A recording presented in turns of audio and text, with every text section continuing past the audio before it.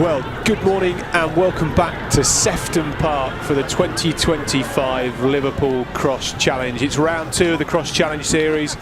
We were at Cardiff just a couple of weeks ago, and this weekend Liverpool beckons, incorporating the European trials.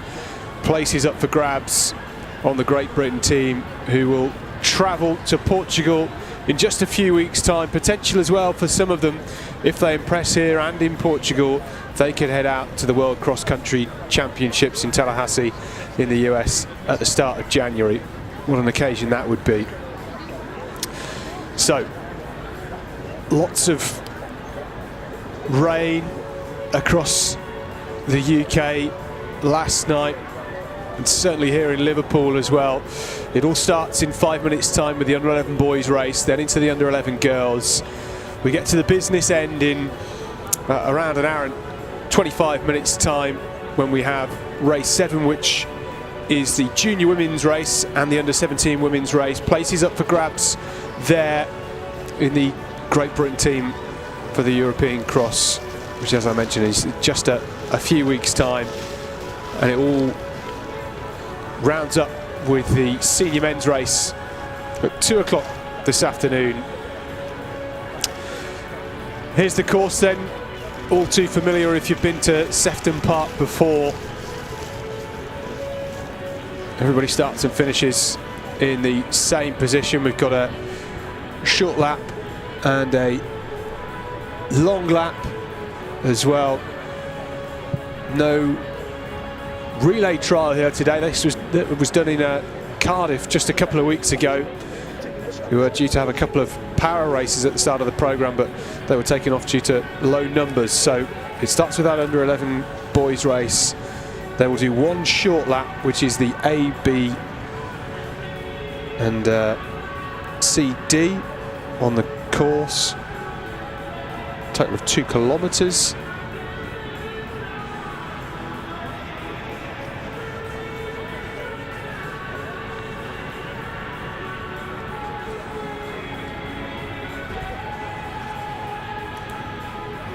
Couple of dogs out on the course, athletes getting ready. This event always incorporates a lot of the local leagues as well,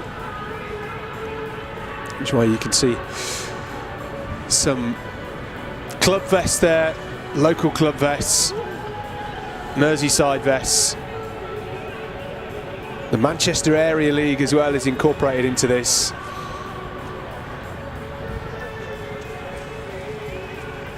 There are a lot of different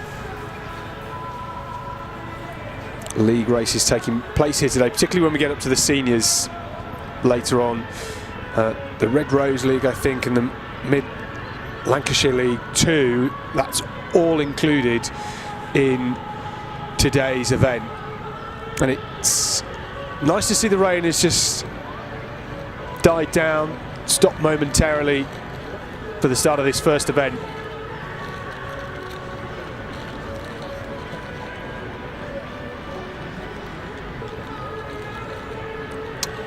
So, 80% chance of rain in Liverpool at 11 o'clock.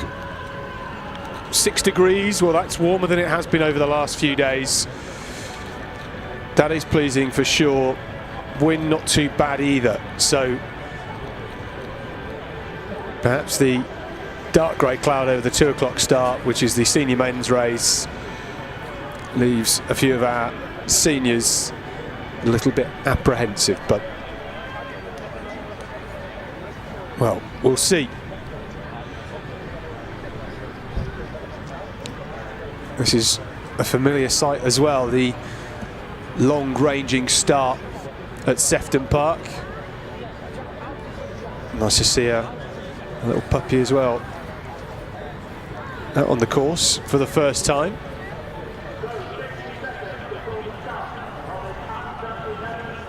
When we get to the senior races later on, they also incorporate the Under-23 trial, and since 2024 the Under-23s break off and have a shorter separate finish. The shorter distance reflects what they race at the European Cross Country Championships. So those 2 final races of the day will have split finishes. They'll all start at the same time. We'll peel off midway through to see the finish. But our young under-11s teetering on the start line.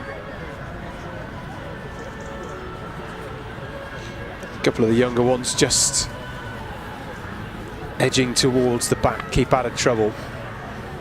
Hopefully we don't get any fallers. It can be very tricky.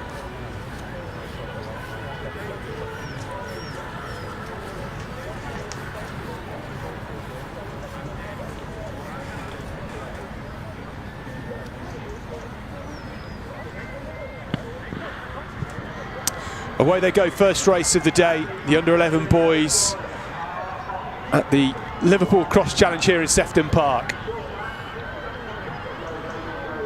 And as you always see with these younger athletes,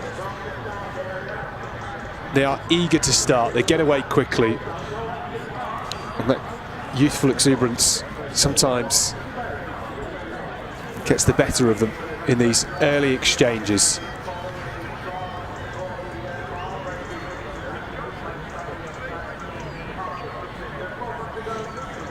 And so Platon Malenko, the taller figure, wearing number 58 on the right-hand side for Liverpool Primary Schools, with a strong start. And just ahead of him in that City of Stoke vest, we've got Seb Buxton now leading this one in the opening exchanges. Theo Mins to the left of him, the orange vest of Blackpool. And then Raphael Thomas from Woodford Green on the inside. Those three, the club runners, out at the moment in front.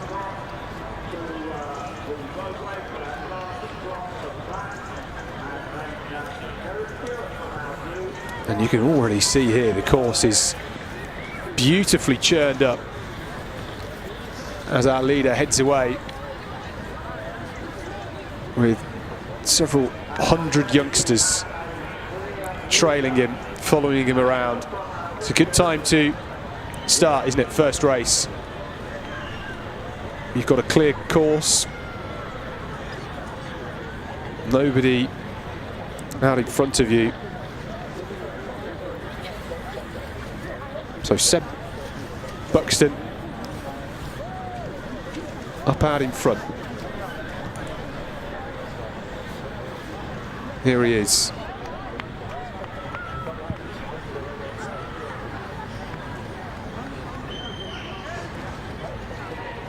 Look over the inside shoulder.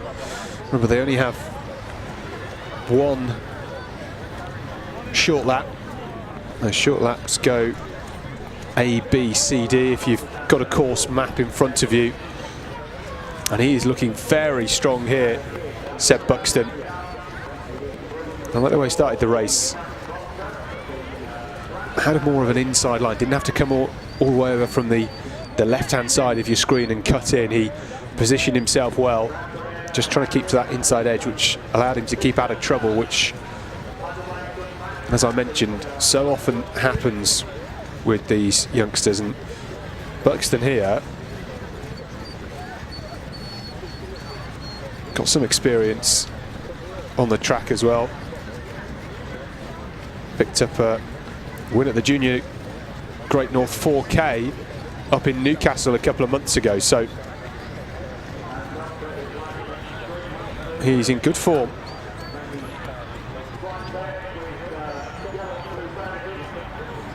And now just running around the top edge of the course, starting to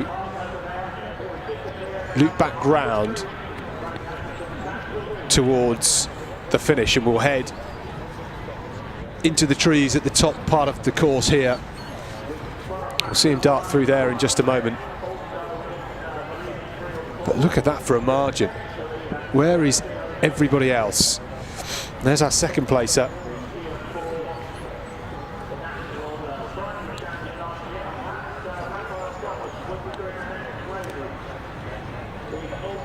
The rest of them now just starting to follow through, but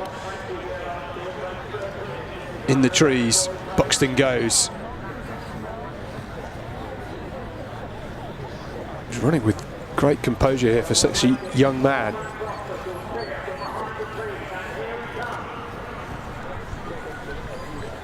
And now Buxton will head past the start line on his left. Here's Theo Mins in second place. I said he got to the front early on. He did just that.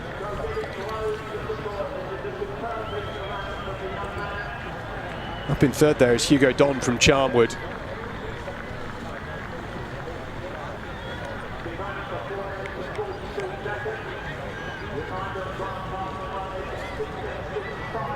Now, all of these athletes inside the top 40 or 50, and you can see on the top left of your screen lots of spectators darting across the course, trying to head towards the finish, which is on the left-hand side. And another look over the shoulder from Buxton. He's absolutely motoring here. This has been wonderful to see. Full of control. Doesn't look phased at all. A check on the watch as well. Heading round the 180-degree bend into the finishing straight. And Buxton won't be able to see anyone because they are so far behind him, and all of the spectators crowding his view as well. Buxton being cheered on. No doubt about the winner here in this opening race of the day. Seb Buxton from the city of Stoke, dominating.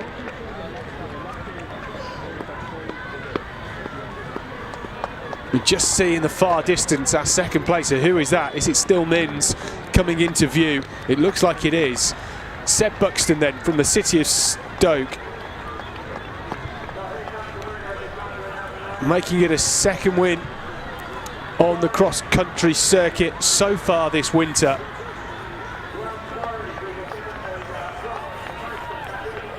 A brilliant performance for Seb Buxton, City of Stoke, with a win in the first race of the day. 6 minutes 24 over 2 kilometres through the mud.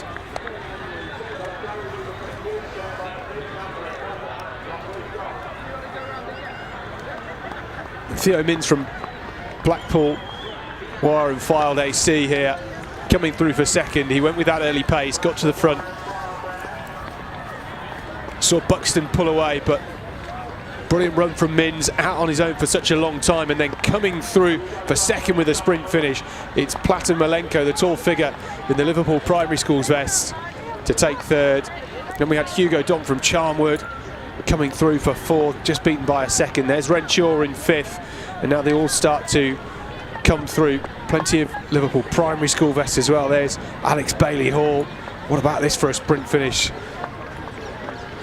That was Henry Wilden Smith. And now they're all through. But a huge winning margin at the front for Seb Buxton, ahead of Theo Mins. Brilliant performance to start the day.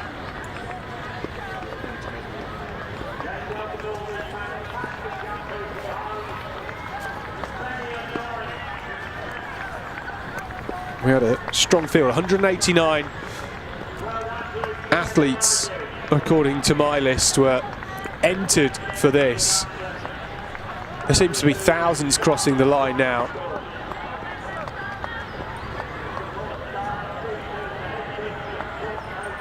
A lot of young athletes emptying the tank in that race. It's so good to see.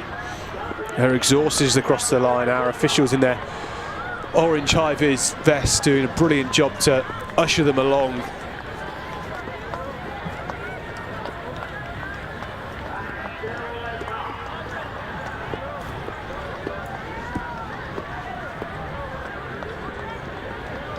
So in the bottom right-hand corner of your screen, you can see the under 11 girls who are all ready to go.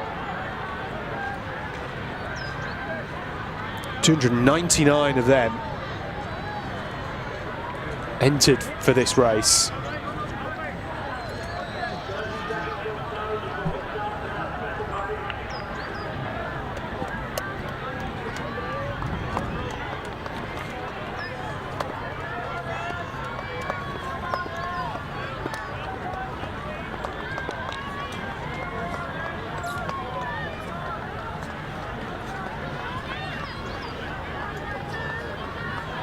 And we see a dominant display like Seb Buxton gave us just now in the under-11 boys race. Brilliant performance from him.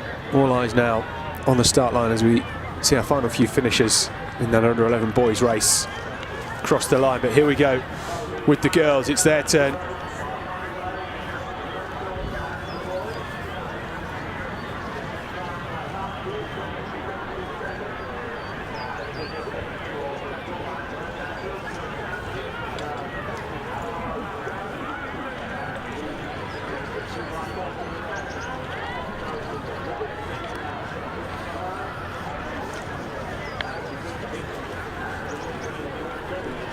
So all of those purple vests you can see part of the Liverpool primary schools who are here competing in this cross challenge event.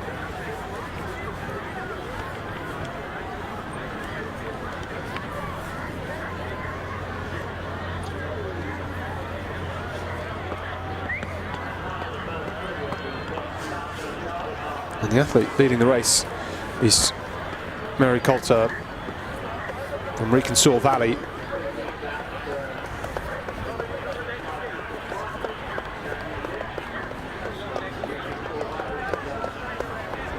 .299 athletes entered. Some here at Sefton Park for the first time. Wait for the camera as well. That young lady's having a good time. Still probably 6 minutes of running to go.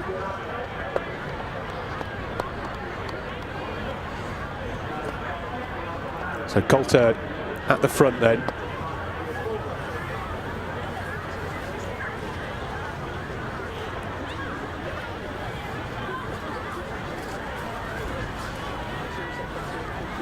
Heading away from the start and finish, out on the course, looping round this short lap.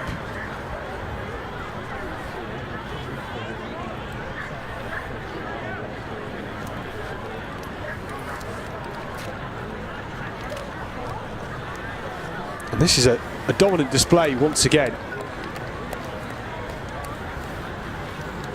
In behind her is Sophia McCready from Wirral AC.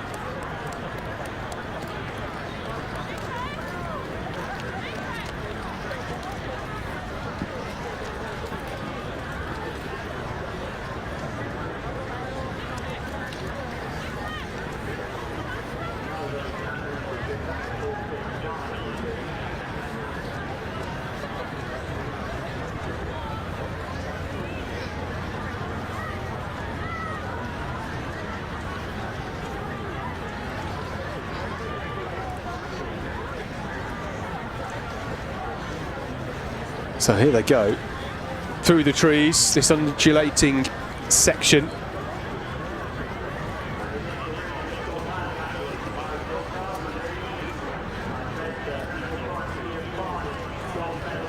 McCready was there in second, but this is Coulter up in front for Reconcile Valley.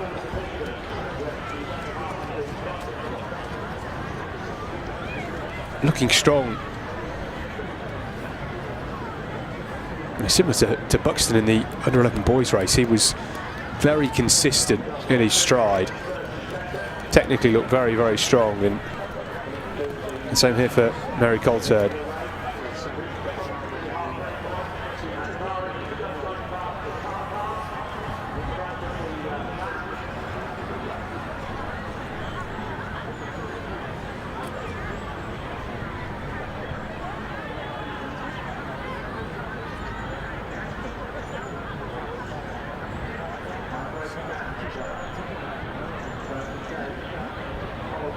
Coulter, who won the National Primary Schools Championships up in Stoneleigh back in March. Experience now on the cross-country scene.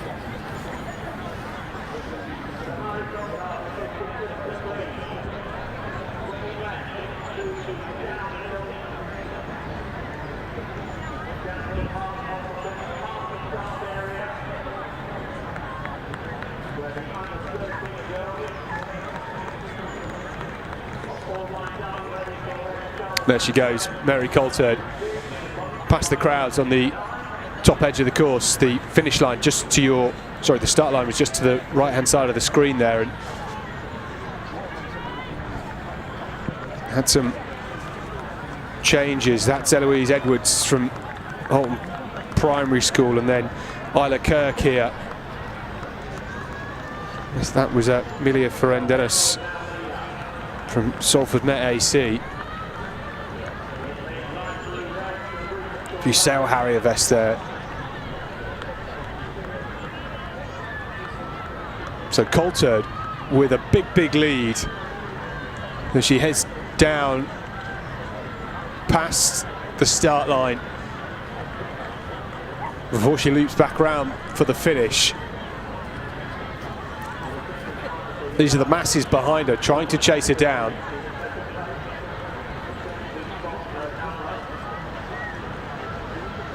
So Eloise Edwards now up to second. McCready, who is in a good place, has just fallen back somewhat into the field.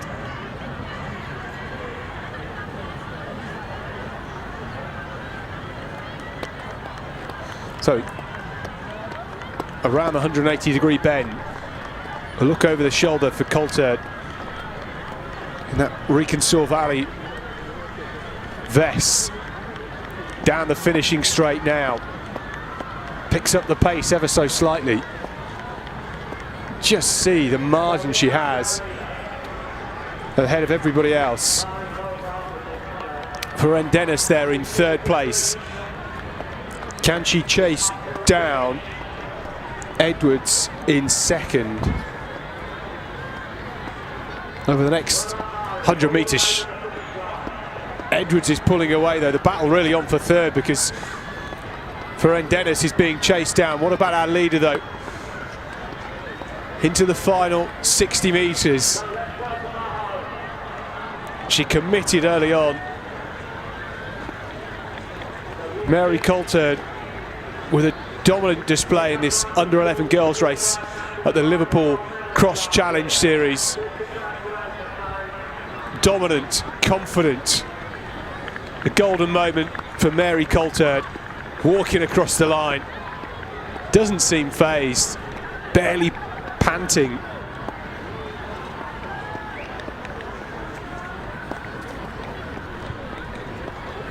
And coming across for second then, just about holding on, Eloise Edwards. And then it was Isla Kirk from Liverpool Primary Schools coming through to take third. Ferrandenis was in fourth. Ignore the athlete that's being given first on the left-hand side. It was Mary Coulthard who won by 19 seconds in the end, walking across the line with ease. Not because she was tired, but because she had such a margin. She had almost 20 seconds of room.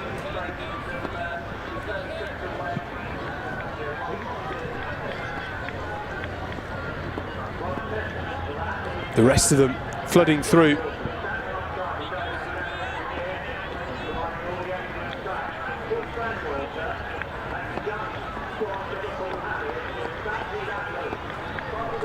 Well, what a performance from Coulthard. 7 minutes 18, the winning time. Less than a minute slower than Buxton, who won the under-11 boys. The girls you can see in the bottom right-hand corner of your screen are on the start line for the under-13 girls 3-kilometre race. They will do one long lap, so a kilometre more than their younger counterparts that have just been, and some still crossing the line. Plenty of them absolutely exhausted. They've worked so hard, it's great to see. So 299 were on the entries for that under-11 girls race. The officials ushering them out the way through the leaves, the autumnal leaves.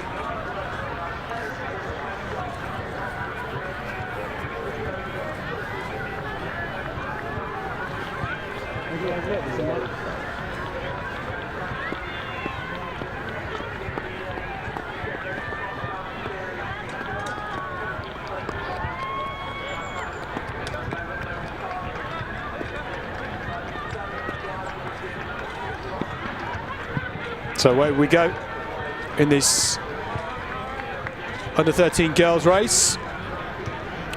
One athlete I can already spot right on the far right-hand side of the screen, Maddie Kindler, the Brentwood Beagle athlete. Has had a ridiculous year, really, just picking up wins practically every week.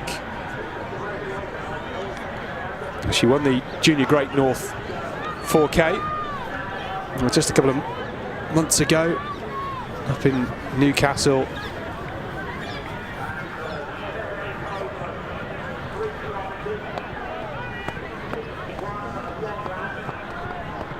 And there she is wearing 5:04.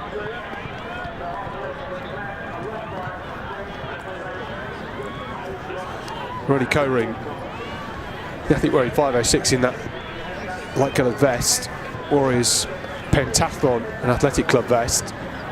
Keep an eye out for her too.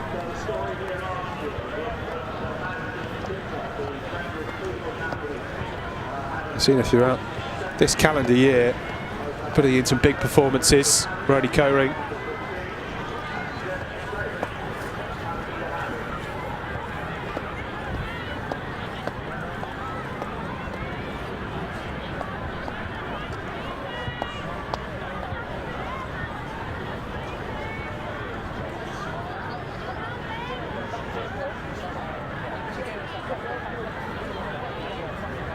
So in this under-13 girls race, we've got over 200 entries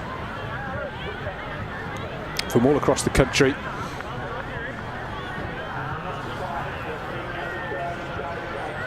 Obviously, due to the geographical location of this event, a strong northwest contingent of clubs represented here.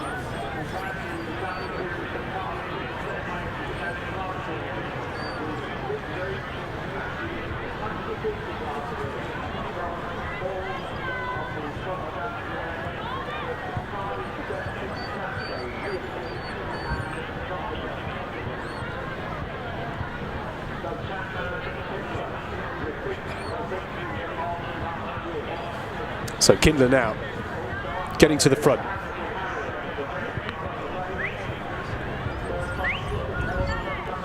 Carlotta Bailey in that Hallamshire Harriers red vest in third. The athletes now just embarking on part of the course we've not seen yet, the long lap.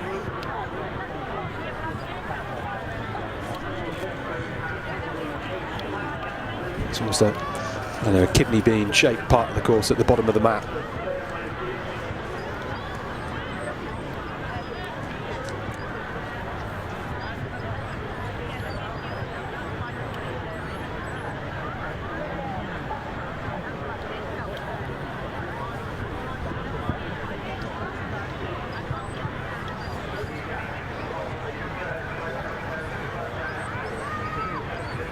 So these two, Kindler up in front, Coring in second. Coring is a second year under 13.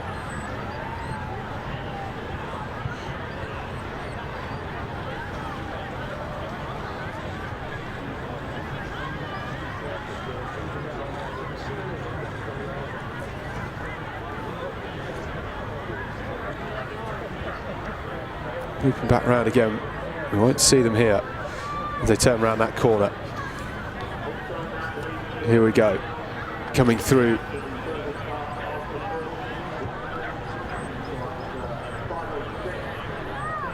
Still plenty in the mixer. There is Georgia Brambles in the Blackburn vest.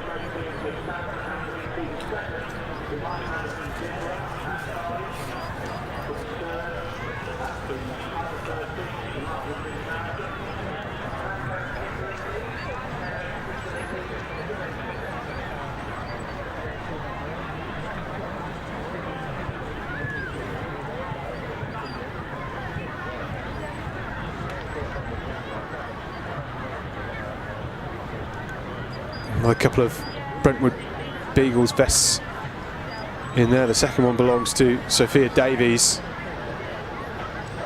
Just ahead of her is Leanne Esterhuizen.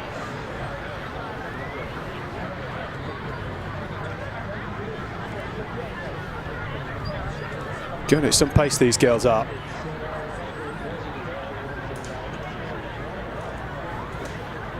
This is a tough part of the course. You're the furthest away you could be from the start line, even further away from the finish.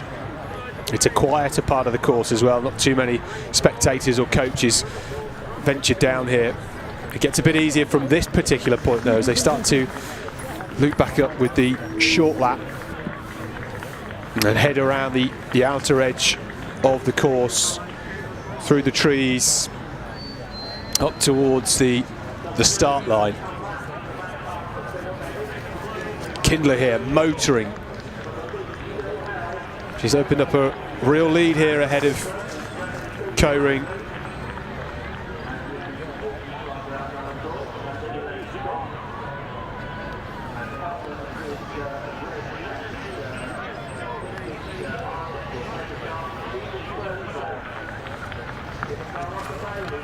Koring last year, who was 8th in this under 13 race. Kindler won it last year, looking to get another win here.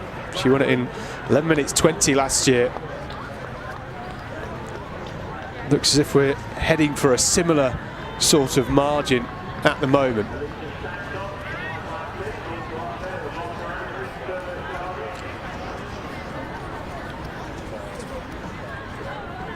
She always looks very relaxed. I don't think I've ever seen Madison Kindler look stressed, look phased. She's the same from step one all the way through to the finish. Long striding athlete, and able to use that here as they head up a slope. I'll cut through the trees in just a moment. That just gives a picture of how far ahead she is. The lead definitely increasing.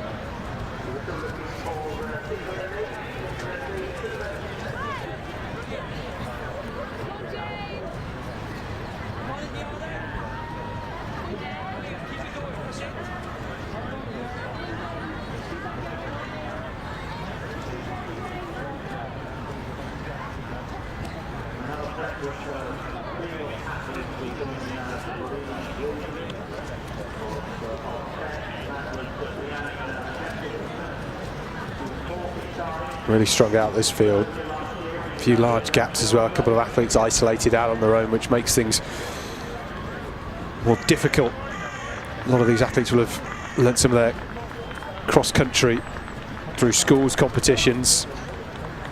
They would have been taught to pack together as much as possible, particularly for those team races where the points are so valuable. Here's Koring then in second in that Warriors vest.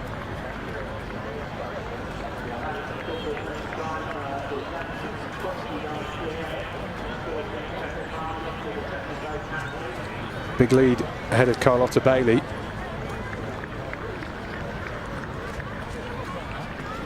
But Bailey has a few athletes behind her that will be trying to chase her down.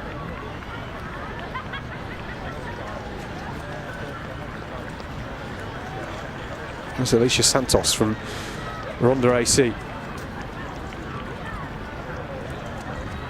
Aldershot vest there of Emily Walmsley. Now in the bottom right, you can see Kindler with Koring in behind. They're now on the starting straight for the second time. In a moment, Kindler will head to her right, looping round and back towards the finish.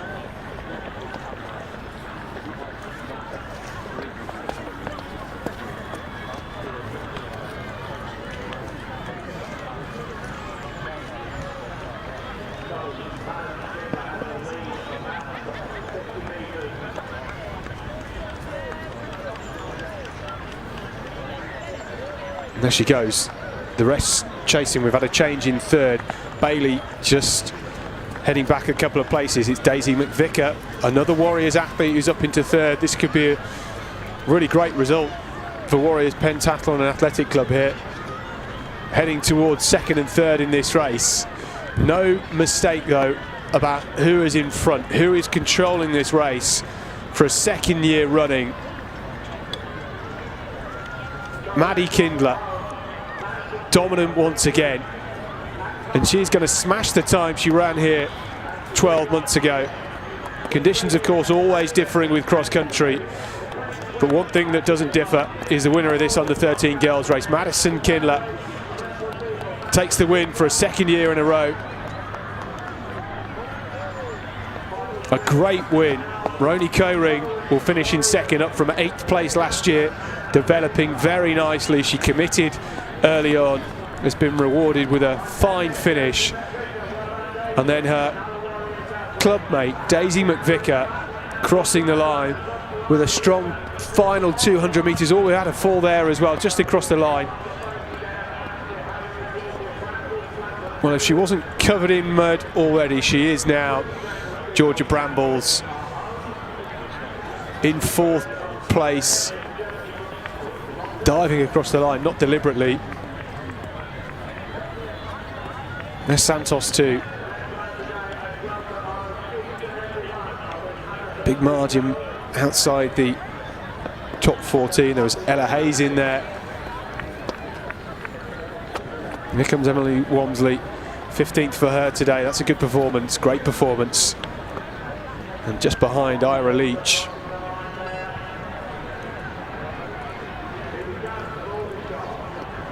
Evie Jones too, another older shot vest, always so strong throughout the age groups when we get up into the seniors as well.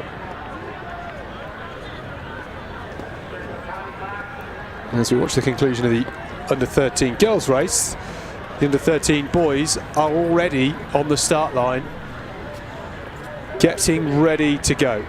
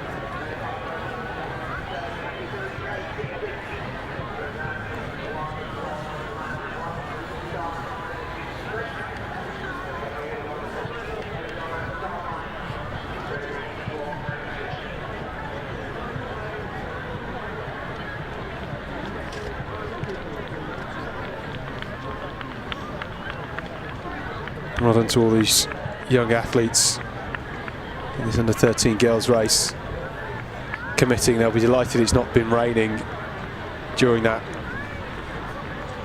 And of course, as it always does, gets churned up.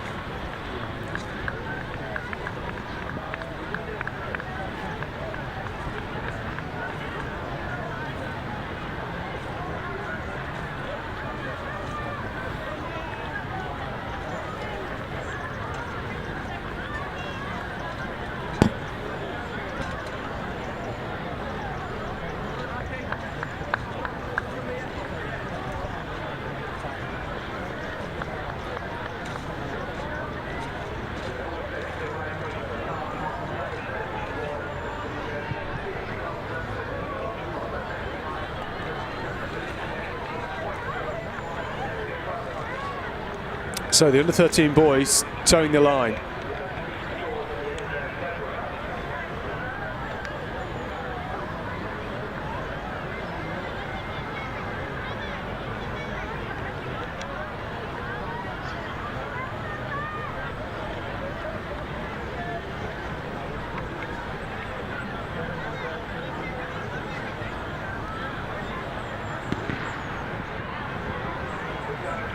Well, we've already had a couple of fallers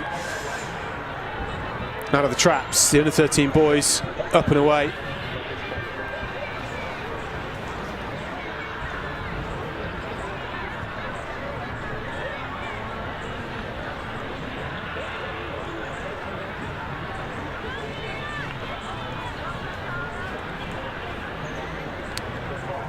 Joe Preston in number 381, one of the athletes towards the front. Keelan Craven vest, that is. And we've got Zach Munn from Cardiff on the right hand side.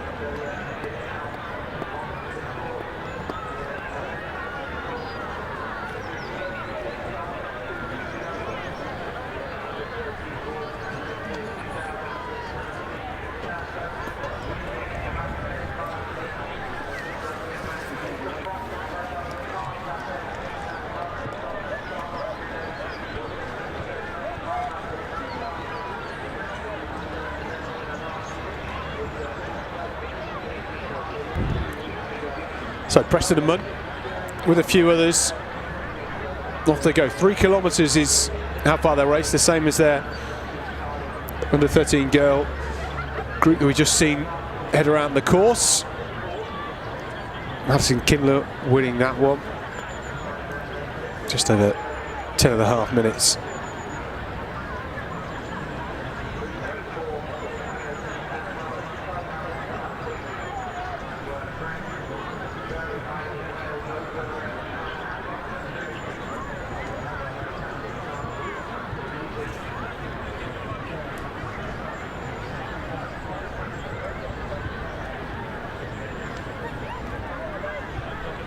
So group of 5 breaking away from the rest. Will they all still be there at the back end? I wonder. That red vest is Carlo Brown.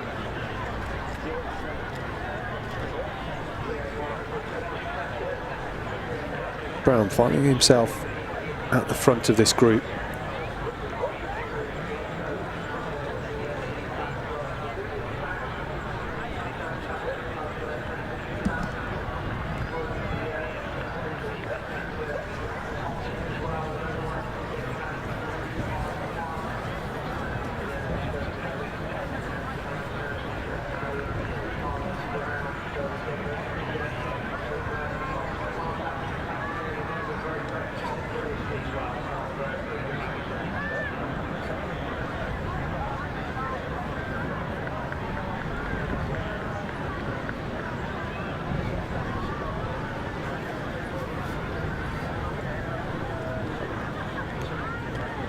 Well, at this point they're getting towards the opening kilometre, a third of the way through the race. That initial adrenaline is eased, and you're now having to dig deep a little bit just to keep on top of the pace that you set early on. So at the front of this race, Brown has just headed back into 4th. And that's Mason Sanford now in the Chelmsford vest at the front. He has Munn for company, and then Preston is still there, this time though in 3rd place, just some 10 or 15 metres back behind Munn.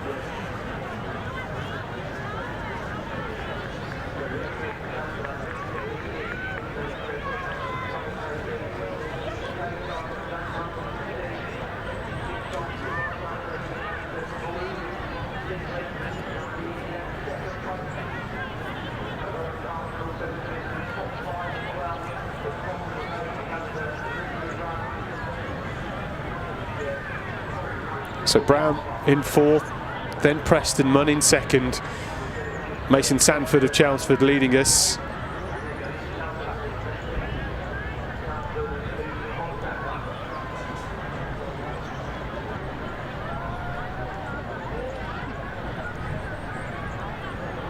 Of course, swimming in good condition at the minute. Usually if it's really boggy, you'll see at this point everybody just covered in mud. I'm sure in the later races we will see that, but it is not too bad at the moment.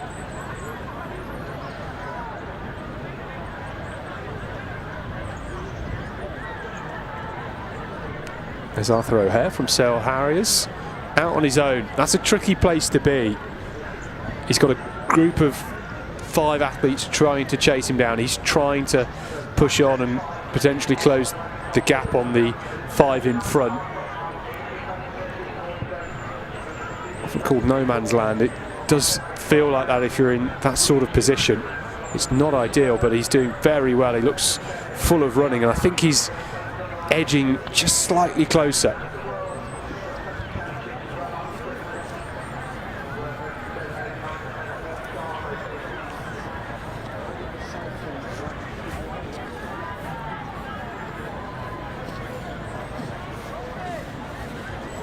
Sanford down the slope with a bit of momentum. Munn still going, so is Preston. Our man in 5th is Rowan Carson of Bridgend.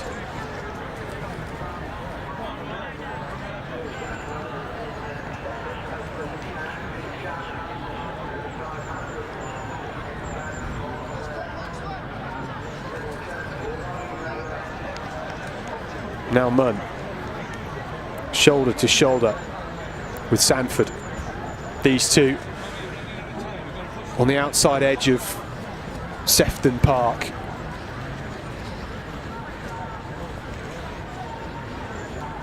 Just meandering their way up towards that start line. When we get past that start line, there's still about 500 metres to go. It's a long finishing straight once they've come around the bend of close to 250 metres.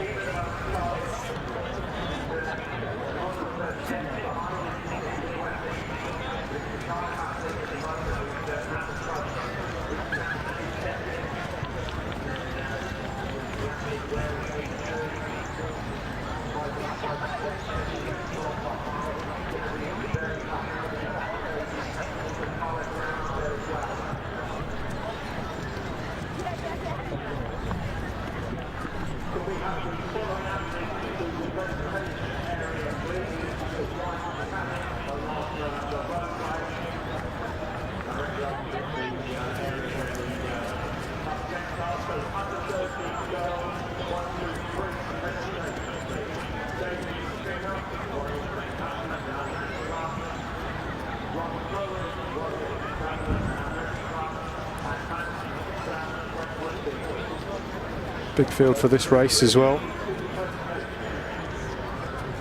Like we've had for the opening 3.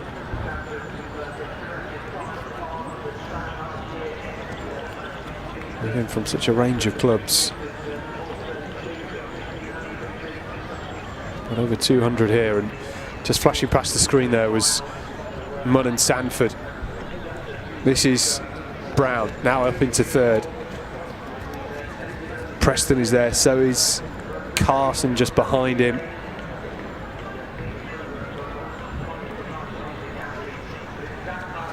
O'Hare still in 5th.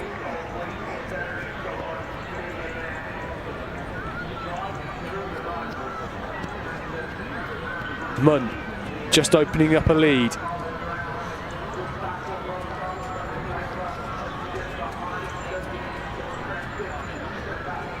Well, this would be a superb win for him.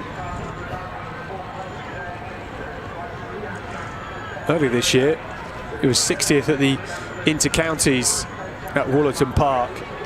He's clearly come on leaps and bounds, pulling away from Mason Sanford here.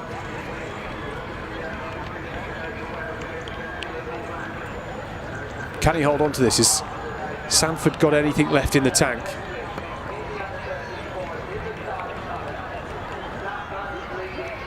A look over the shoulder, he knows it's 20 metres or more. It's a long way from here though, as I say, 250 metres. It's tough, a lot can happen, the wheels can come off.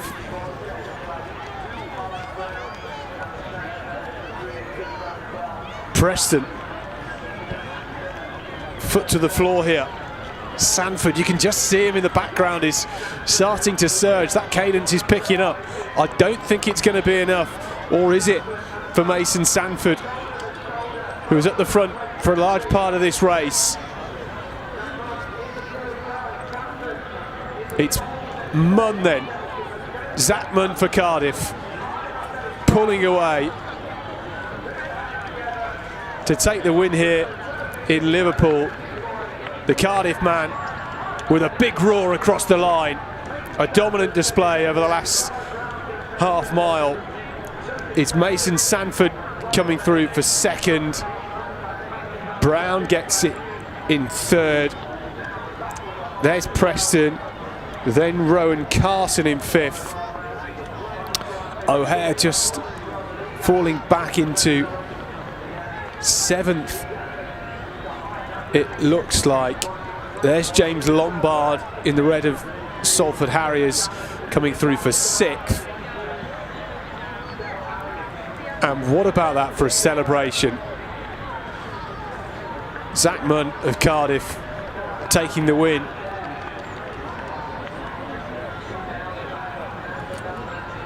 I'm sure there'll be all smiles with his family and friends and his coach Steve Knight as well. Definitely the best win of Zach Munn's young career so far. Intriguing to see whether he now tries to rack up the wins in this cross-challenge series. Each race, athletes get awarded points for their position, and then at the end of the series in March, the cross-challenge series winner is announced. Prize money is given, vouchers as well.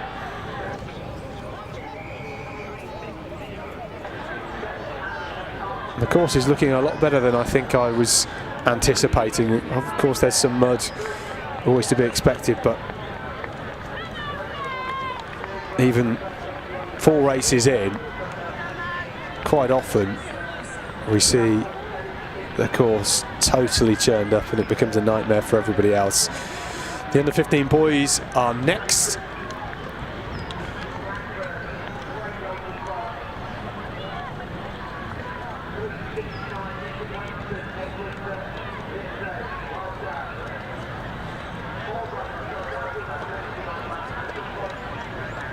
Wolverhampton and Bilston, that's there. Sale Harriers, more Sale Harriers. East Kilbride there. Great to see such representation across the start line.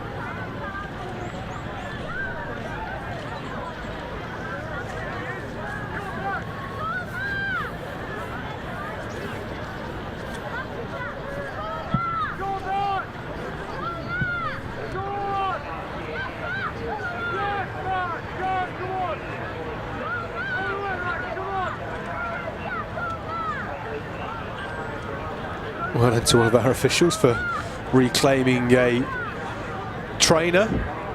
Looks like a trainer, doesn't it? Somebody walked off without it. Was it Spike or a football boot? I'm not too sure. Somebody, I'm sure, will claim it eventually. Well done to all our young athletes.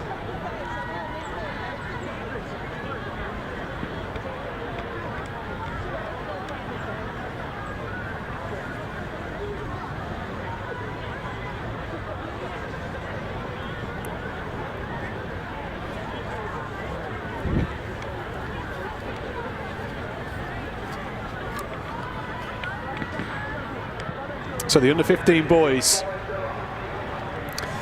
away they go. 3 kilometres, one long lap for them.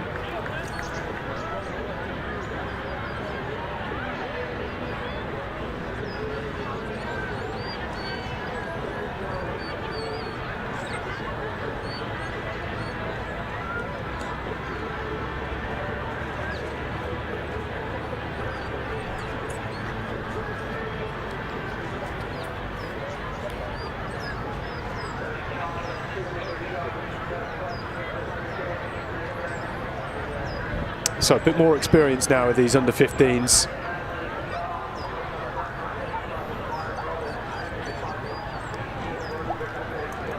That Hercules Wimbledon vest, the orange vest, Theo Creed with the black arm sleeves.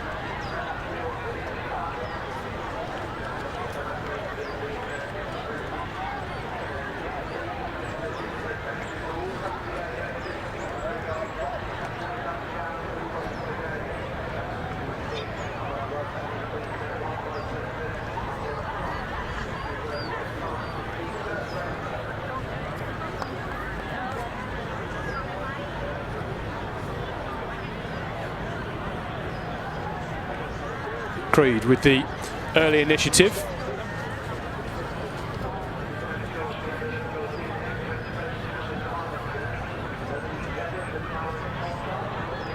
The man to his left is Hamish Dover from St Edmunds Pacers.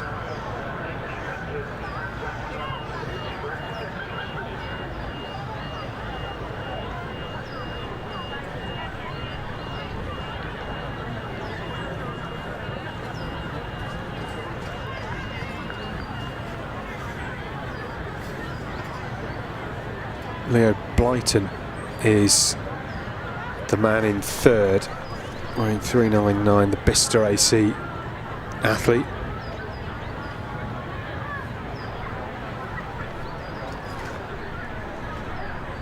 Oh, what a very good dog there, carrying his ball for his owner. Enjoying the cross country.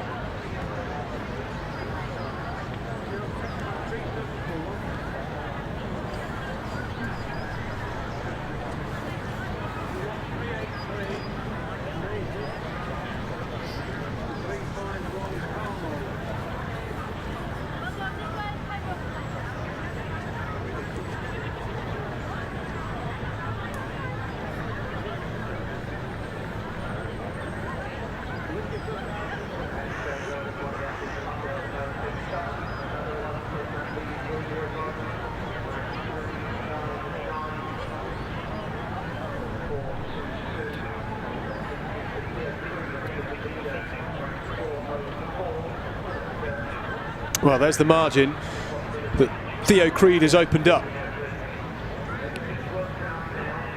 And he looks as if he's just cantering across the fields at the moment, doesn't he? Doesn't look stressed at all. Always a good sign.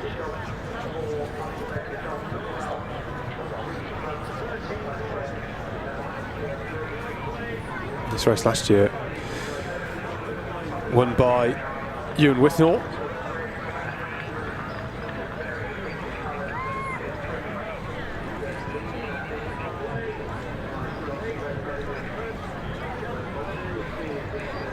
Byron Roberts in there as well, and then Tom Hastings.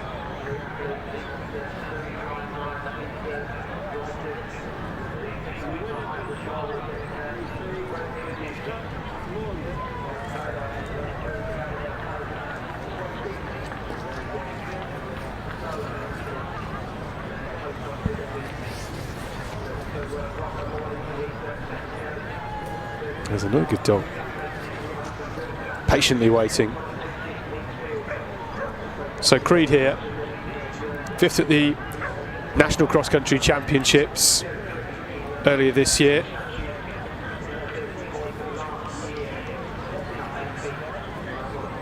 Second at the Surrey League just at the start of October, so good to see him here, building into his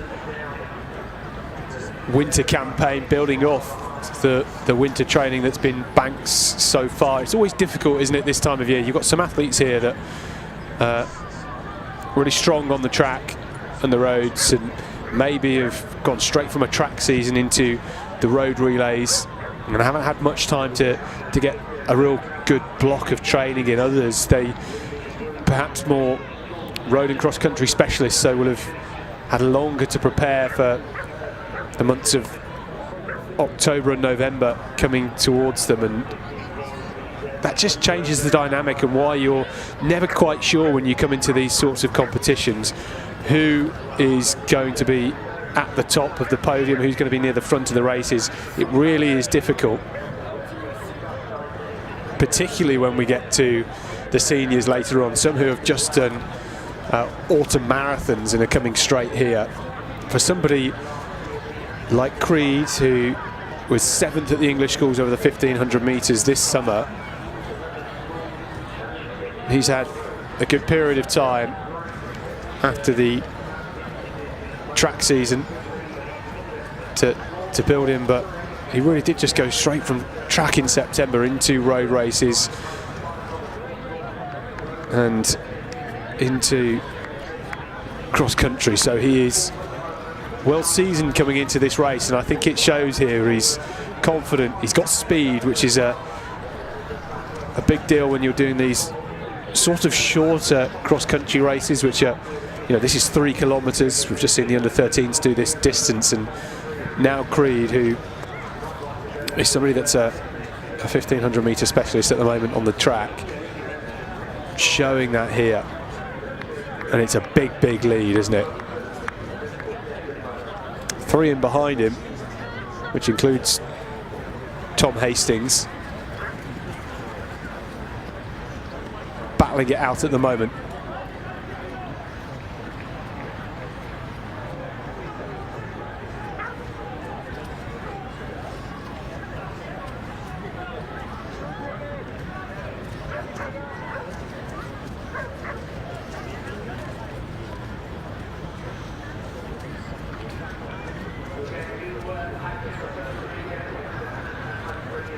So Creed through the top section of the course.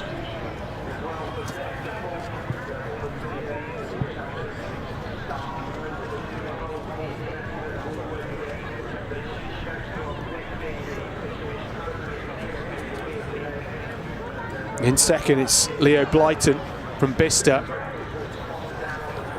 Here's Taylor Tom Watts.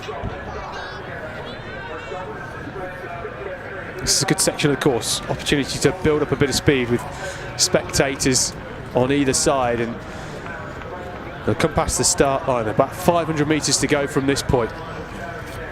Still a lot of racing to do.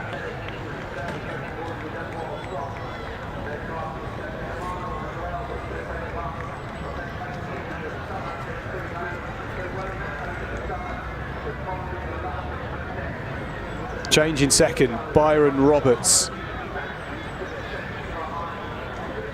is now in behind Theo Creed, albeit some 60 or 70 metres back.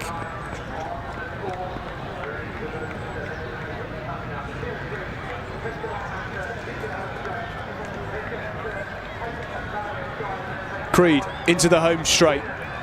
It's been a superb run so far. Again, another athlete who will get the win of their career here in Liverpool.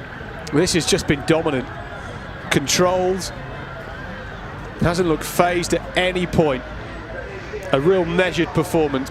Byron Roberts is chasing hard in second place. It's going to be a good finish for him if he can hold on to it. No doubts without a winner here.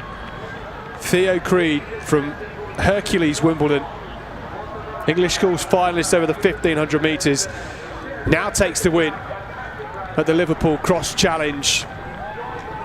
Brilliant performance. Control, a big margin of a win.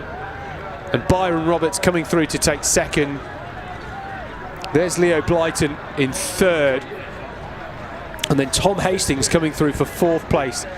And a change there coming through for fifth. That was Jake Summers from Hearts Phoenix. And Taylor Tom Watts just behind him.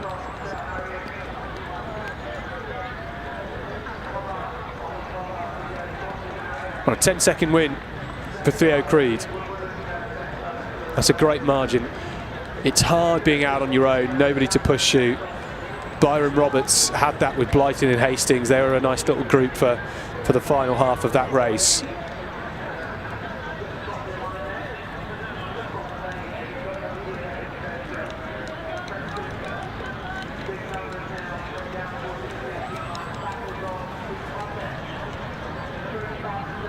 Well, starting to see our first group of athletes perhaps that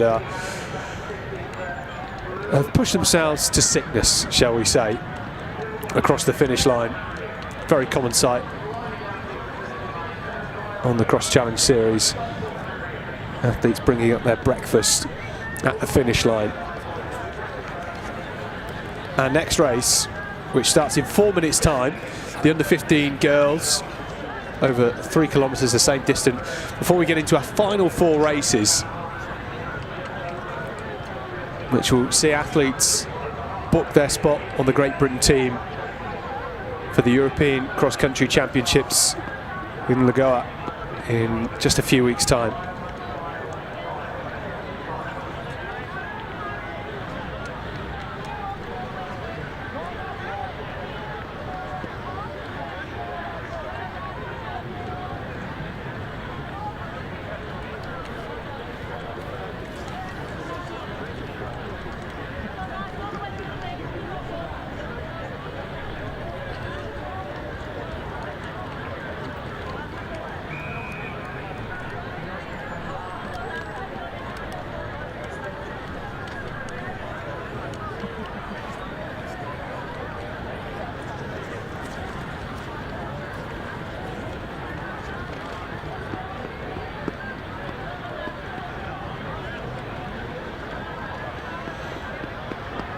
And here's our under-15 girls on the start line, getting ready to go.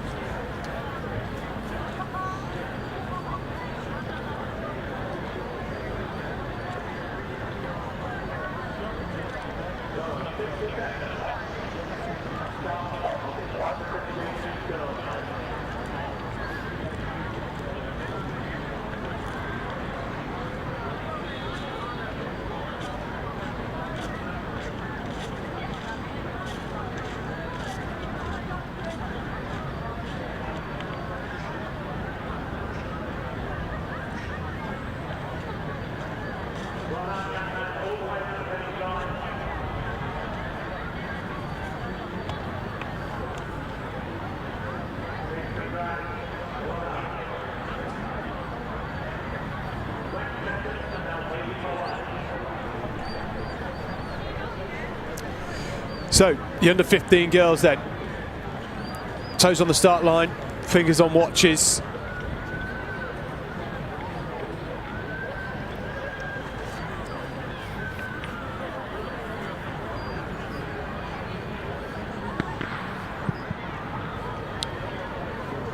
away they go at this Liverpool Cross Challenge, sponsored by sportshoes.com and Nike.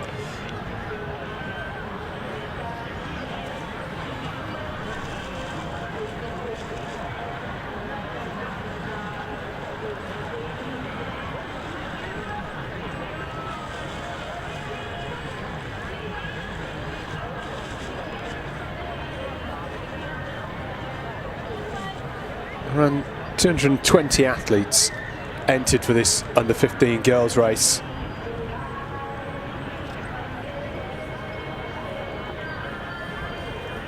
On the inside, Heidi Woodley, Brentwood Beagles getting off to a strong start.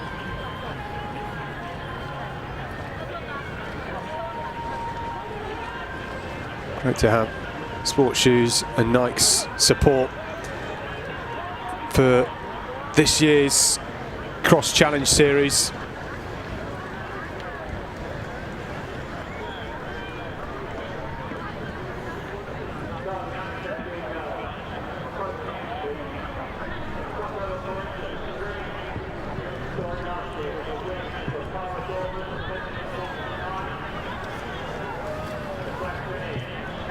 So one long lap again, as we've seen on the last few races. These athletes taken to the front. Some, as we've mentioned, through the younger age groups, it will be their first time here in Liverpool.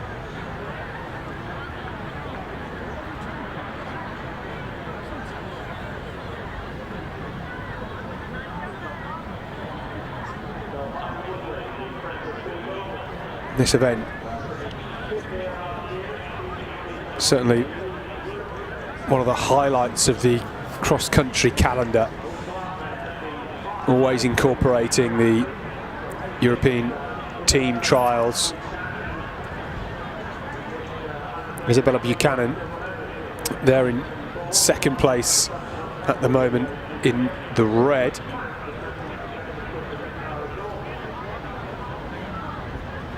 Cara Gorman, I mean, they're in the Windsor Slough and Hounslow vest, in about fourth place.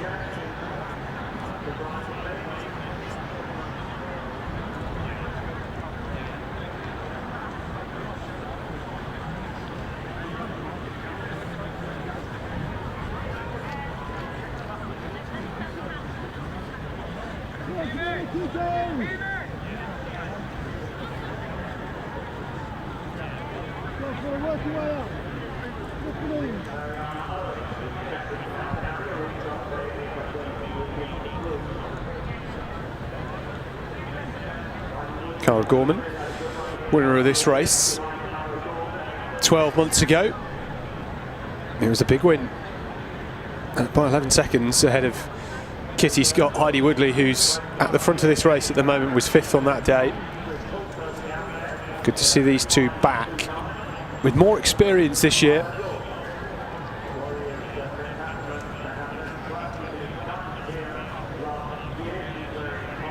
Owen is in fourth, Buchanan in second, Gorman in third, and Woodley up in front.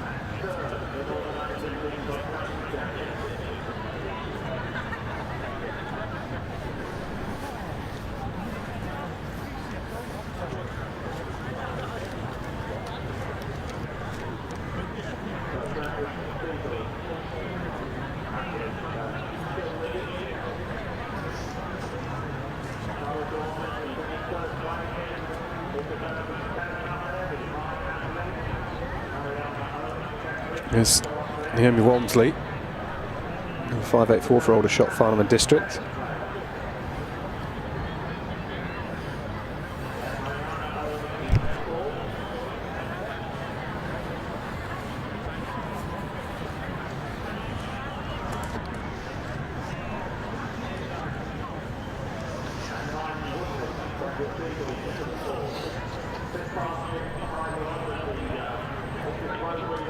Again, this is the tough part of the course.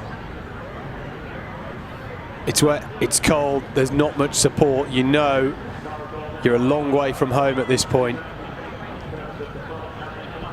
Woodley is looking very composed though. 5th at the English schools this summer over the 1500 metres. Was 3rd at the cross challenge up in Leeds in February.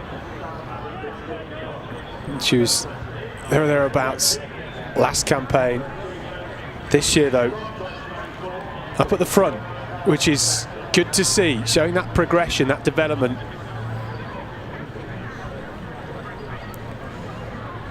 Her coach Paul Forrest, bit of a master of bringing these young girls through as real cross-country talents.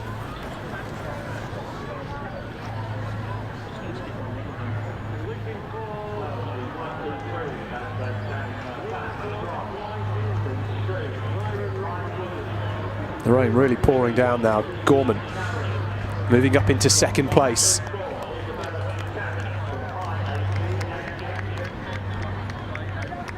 She holds Liverpool Cross Challenge title at the minute. She won't want to give it up easily.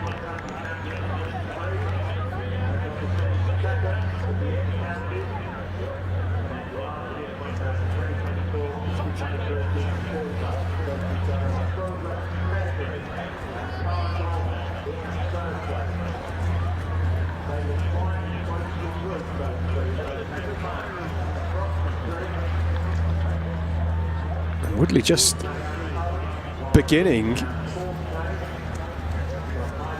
to edge away. Buchanan in 3rd place.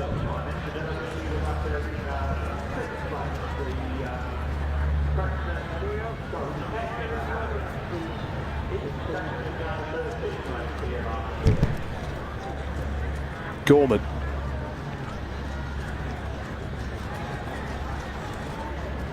Just surging forward.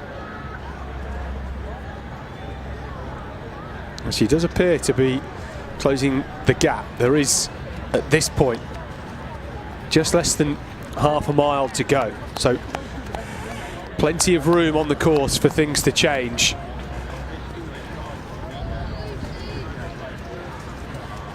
Woodley's looked strong throughout, but can she hold it all the way to the finish? It's tough to be the one that's being hunted. Your mindset changes, you can hear the footsteps behind you, can sometimes make you tense up.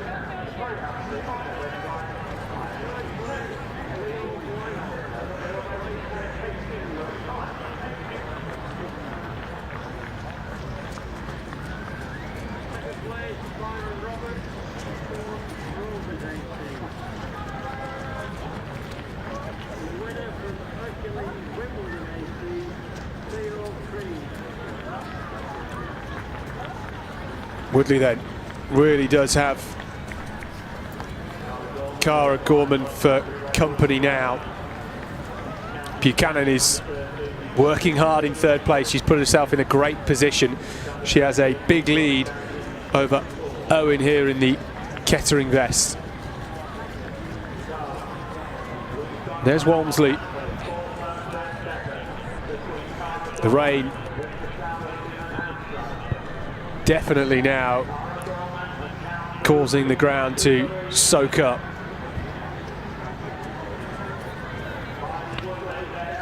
You just see the mud splashing everywhere, and Gorman then now takes the lead for the first time in this race. I said she wouldn't want to give this title up easily, and she's made a move.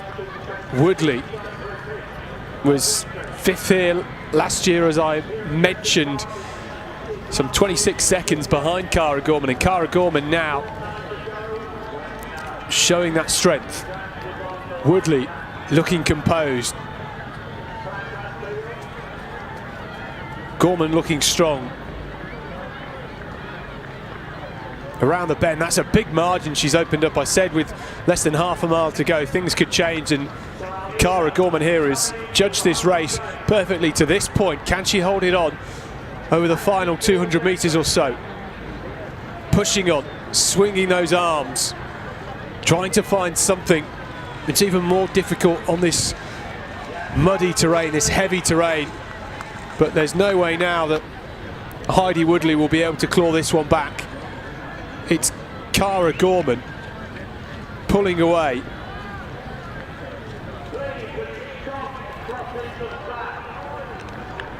Dominant once again here in Liverpool.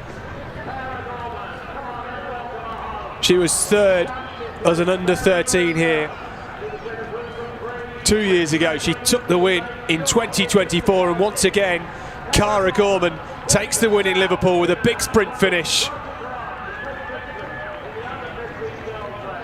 Cara Gorman takes the win. Heidi Woodley, I mean, a fantastic run from her, up from 5th last year, showing how much she has improved. And then Isabella Buchanan crossing the line in 3rd. She did so much hard work in the opening 3 quarters of that race to put herself in a great position.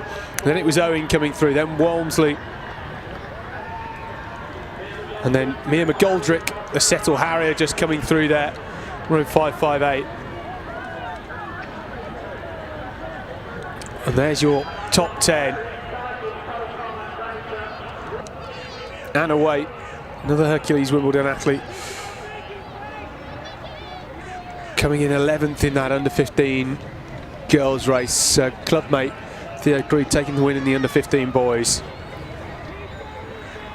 So we have about 4 minutes to go until the under-17 and junior women take off in their 4.4 kilometre race. That goes at 12:15. So Cara Gorman once again in this under-15 girls race, taking the win, back-to-back wins here in Liverpool.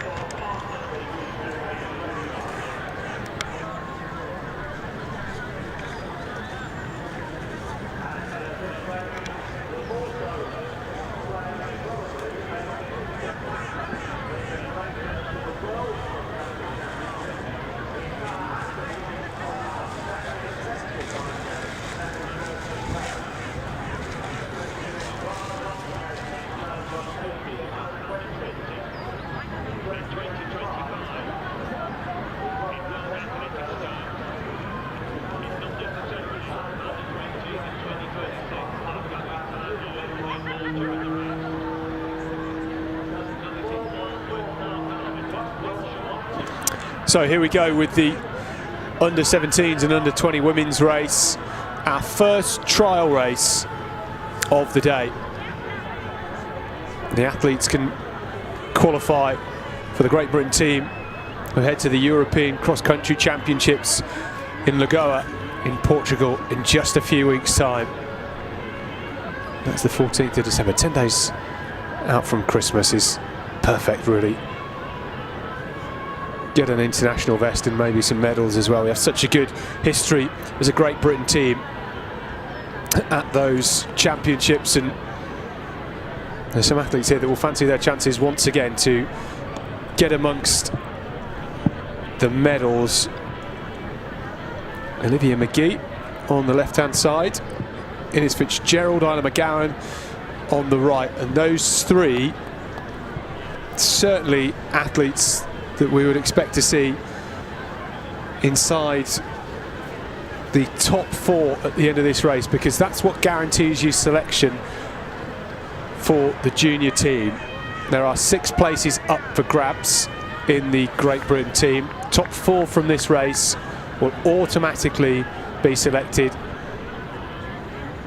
And Innes Fitzgerald, who's always so dominant, back here in Liverpool once again.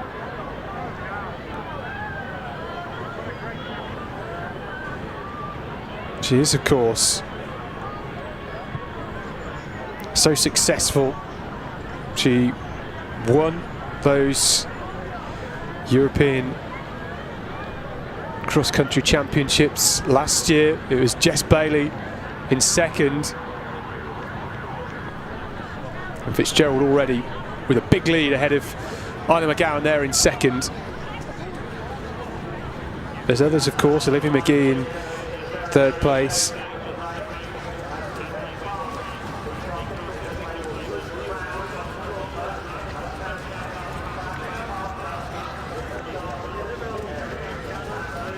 There's not too much we can say about Innes Fitzgerald that hasn't already been said. It's been brilliant to see over the last few years how she's developed, and this year I think has been a real turning point for her, because she really transitioned the strength and endurance that we've seen on the cross-country circuit to the track. And you know, that started at the beginning of the year with the European Indoor Championships, then the World Championships back in September. That was only 2 months ago when she competed at those World Championships. A great learning experience for her. She of course won the European Junior title over the 5,000 as well in the summer. So it's been an action-packed year. She likes to cram it in. And this is the short lap. So they'll do the short lap first in this under-17 and under-20 race. There's McGowan in second. And where is McGee gone? She's dropped back. And there she is, in about 7th, just moving into 8th place now. But yeah, Innes Fitzgerald has had a brilliant campaign. Some incredible times she's ran indoors. Load that 1500 metre best from 4:15 to 4:05. That's getting into supreme territory, and she has a great record here at Sefton Park. Won it in 2022, won it in 2023, won it in 2024. This would be a 4th year running for Innes Fitzgerald if she can win here. We expect her to. We've seen her race so many times. I think everybody else in this race knows what to expect, but McGowan has developed nicely this campaign too.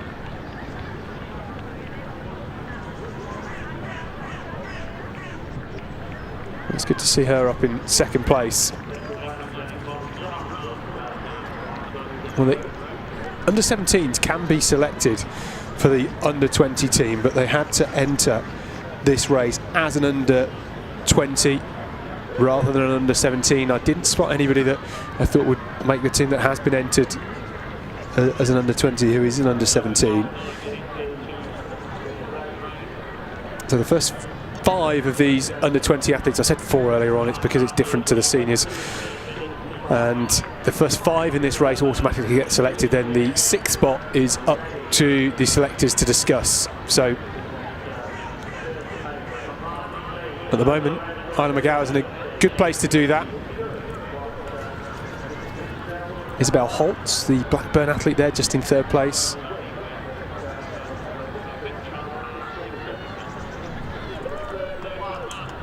Beth Lewis in the city of York Beth, she's there too.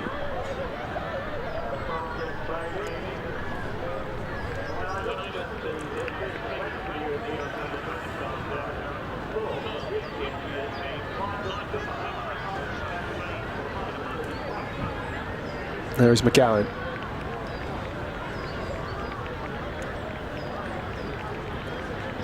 Being trailed by Beth Lewis.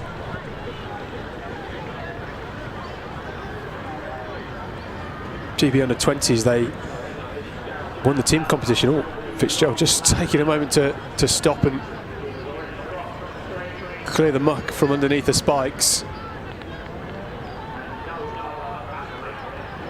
And that's the advantage of being so strong and so quick. You have the room, the time to be able to do that.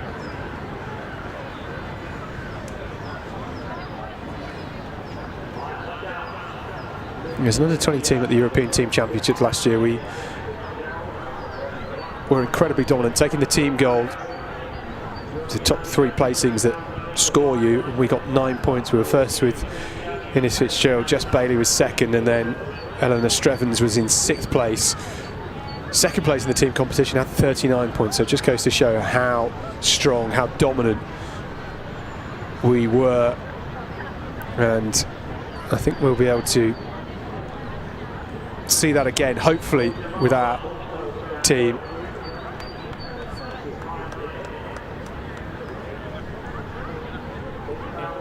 As I mentioned, no Jess Bailey here, but she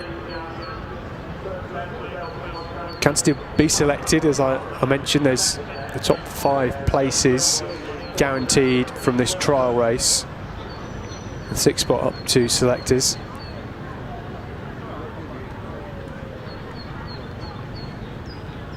And I'd like to think as Jess Bailey,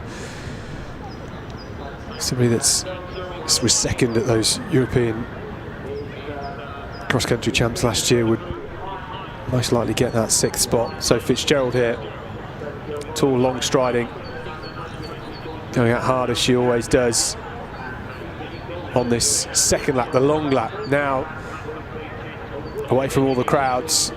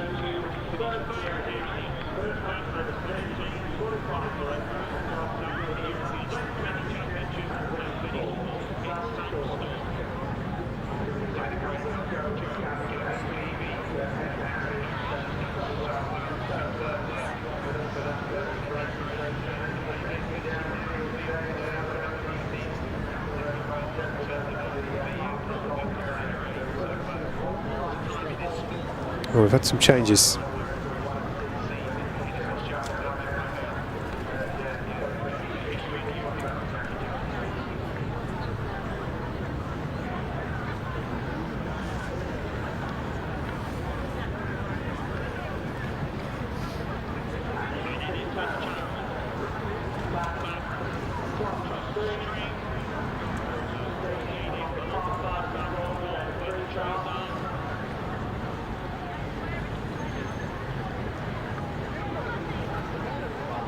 So still the battle going on between Beth Lewis and Isabel Holt.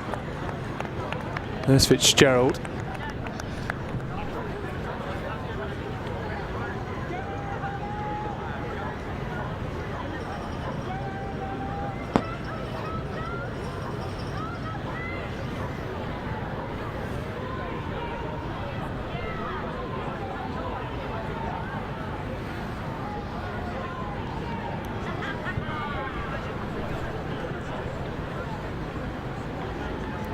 She's so strong at the minute, Fitzgerald. I wonder whether she could qualify for the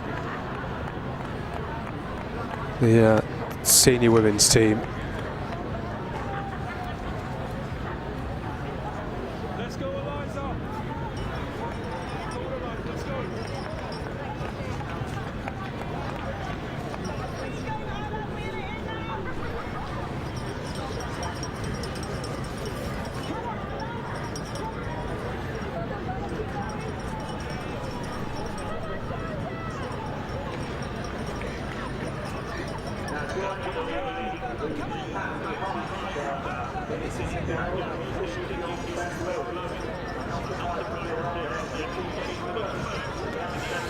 So Fitzgerald pushing on the top half of the course. Not long to go for her, less than half a mile. We're just trying to work out who is in second place, because that number 159 is not on our 1589. Does not appear to be on our list.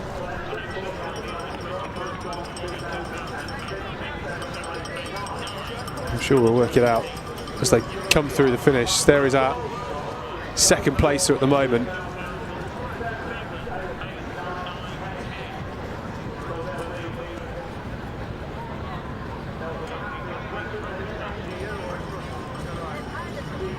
Oh, it's curious.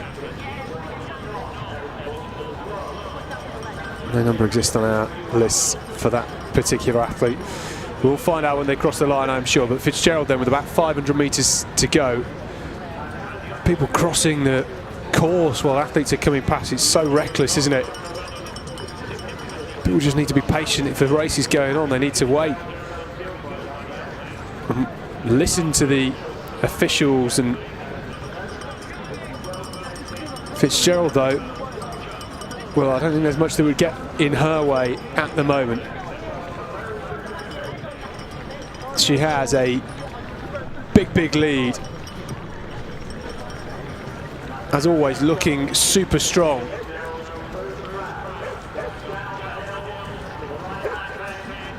There's our second place. Isabel Holt, though, is in third, with Beth Lewis in fourth place at the moment. McGowan has faded.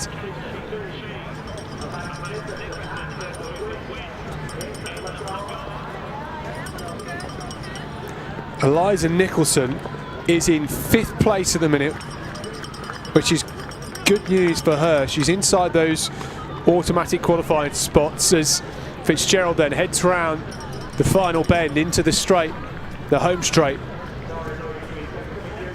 Can stretch out those long legs of hers, pick up the pace, try and avoid the mud. It will be a big win. Of course it's going to be a big win for Ernest Fitzgerald. That was never in doubt. The places for the team behind her and how strong a Great Britain team we will have for the junior women is the big question. Fitzgerald last year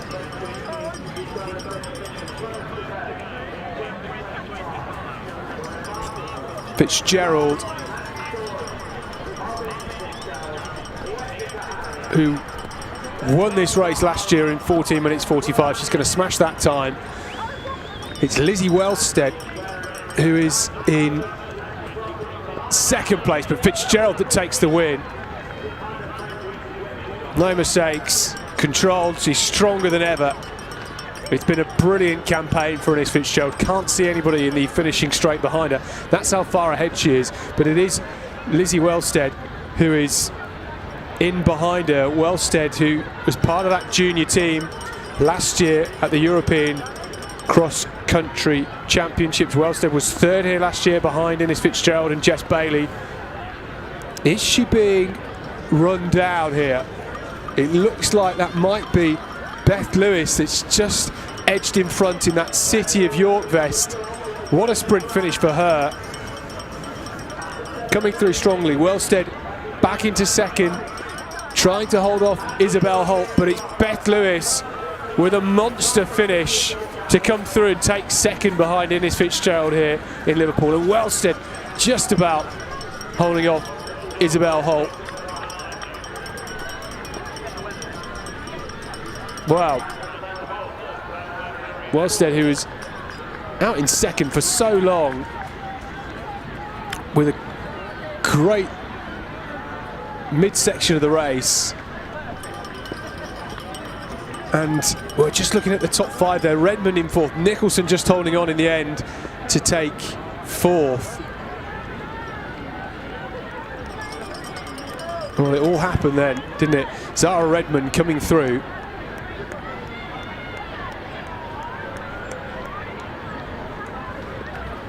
Anna McGarry started so strongly, just fading to 10th in the end.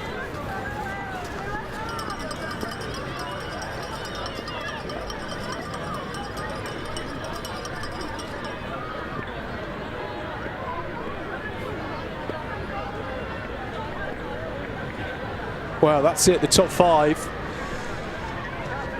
all heading to Portugal in a few weeks' time as part of the Great Britain junior team. Ines Fitzgerald, Lizzie Wellstead, part of that 6 that went last year. And we're just seeing now the under-17 women come through. Beth Lewis, Kitty Scott, the top 2 there. Lewis with a superb run.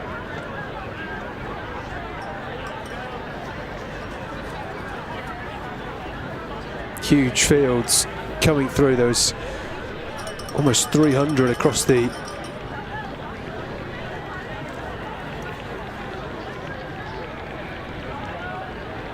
two different categories there. Just how fast will Ines Fitzgerald go at those European Championships in a couple of weeks?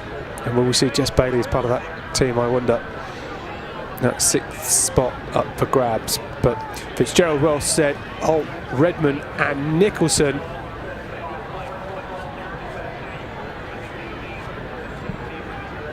Beth Lewis, though, the under-17, finished in 2nd place in that race. The results on the left-hand side now only show the under-20s, but Lewis was 2nd in the race overall despite being an under-17. Will she get selected? I wonder, because that was a brilliant performance from her, youngster.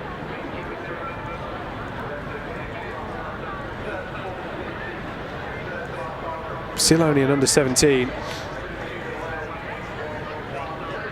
2nd at the Leeds Cross Challenge early this year, 6th at the Inter-Counties as well, and she's put her hat in the ring.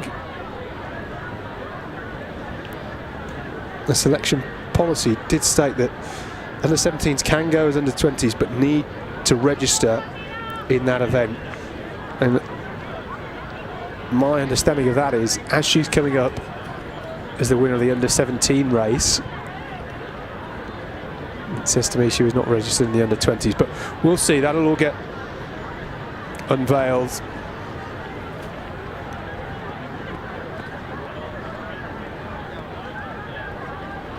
Selection takes place on Monday. Athletes will know early next week.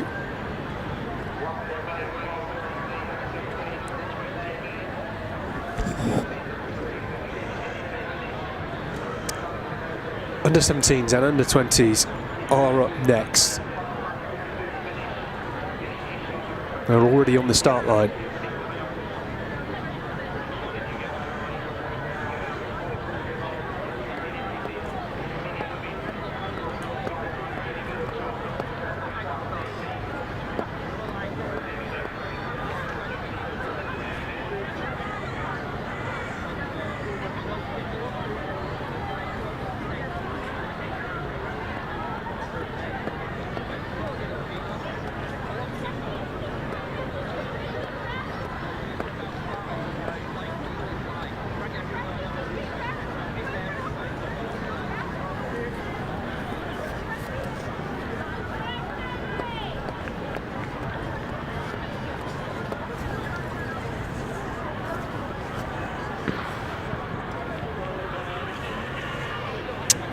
So away they go. Oh, there's a faller in the middle. That's perhaps the worst place to hit the deck. Everybody just surging over you. That's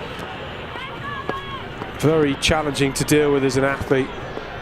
Good news is they've got 4.5 kilometres to claw back any lost ground.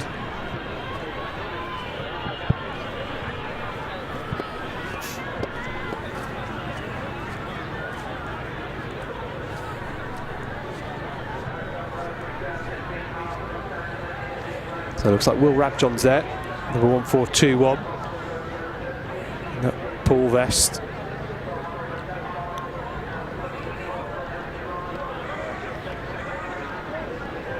.461 athletes in this field across the two different age groups.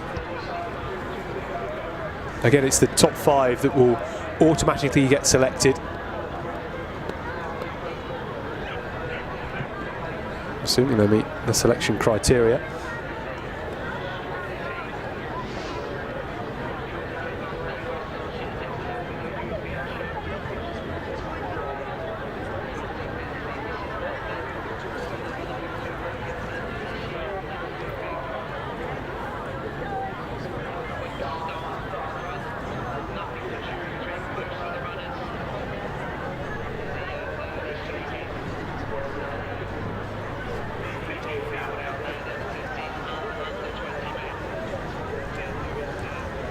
Michael Clark there from the city of Norwich.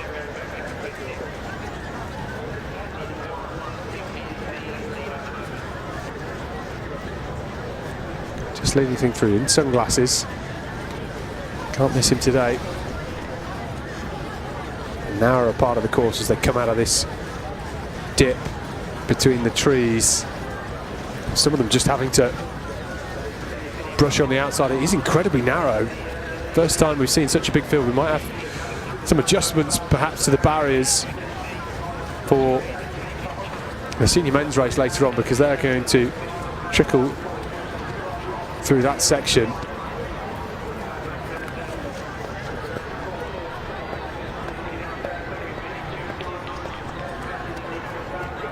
Seb Malero there at the front.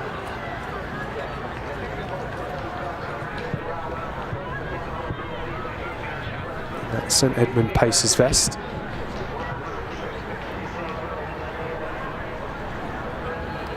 A few brushing shoulders, trying to get that inside line. Joe Skeins, I think, in there and around about 8th or 9th place. Rabjohns, certainly one of the picks of this field. A name that was circled early on.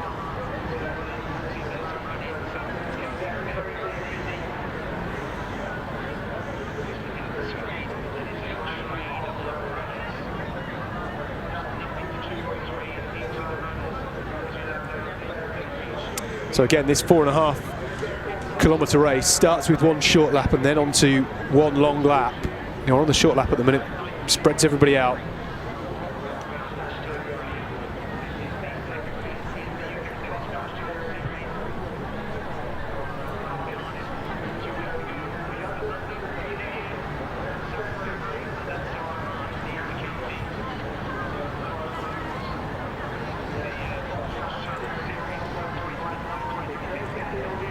We've also got Alex Lennon from Sutton District near the front. This is Malero though.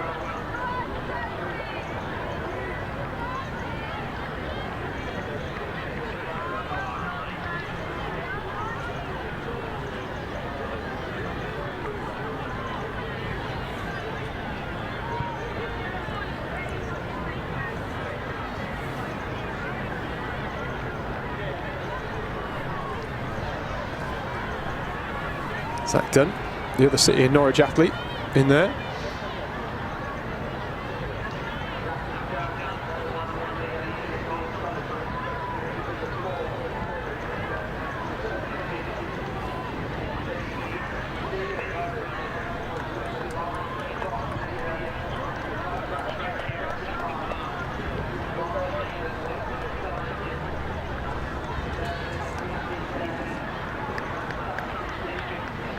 So that's the short lap done. Field beginning to get strung out.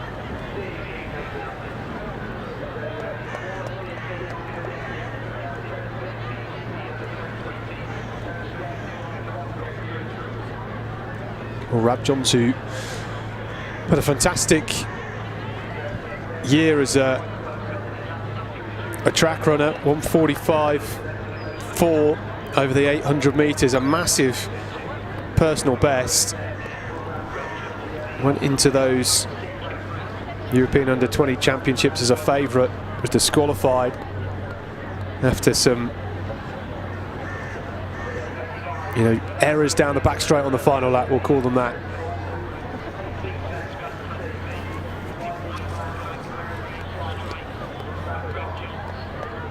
Rabjohn's a good cross-country runner, a second at the Inter-Counties, the final cross-challenge race earlier this year. And 4.5 kilometres when you're an 815 athlete is a good distance for cross-country. As you get to the senior men's distances, they start to get a bit too far. When we get to the 8, 10 and 12 kilometres, you're just not going to be as strong as those longer distance athletes. But Rabjohns is somebody that's done well, was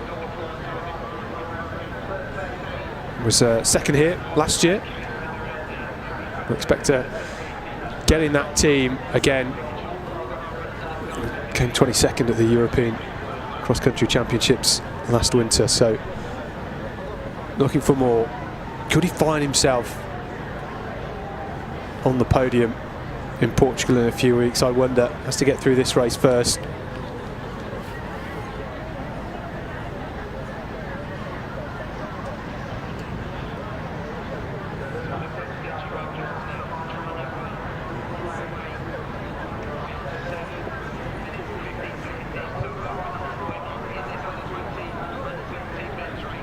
So the field just starting to stretch out. Rabjohns at the front has Lennon in there. That looks like Michael Clark in one of the two Connacht City and Norwich vests.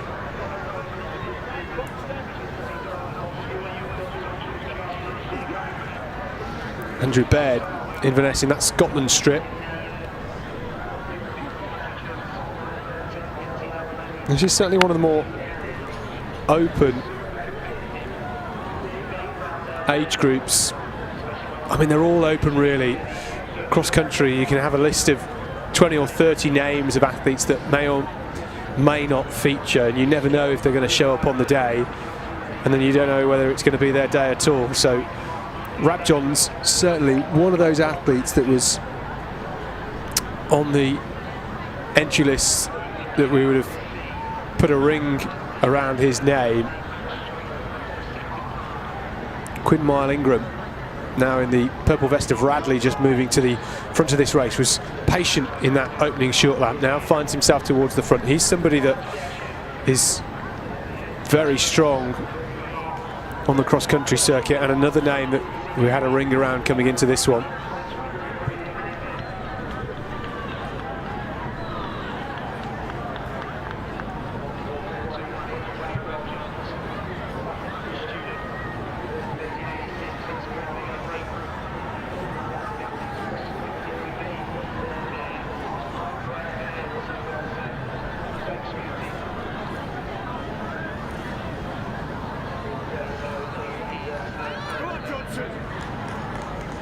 Mile-Ingram, who was fifth at this race 12 months ago.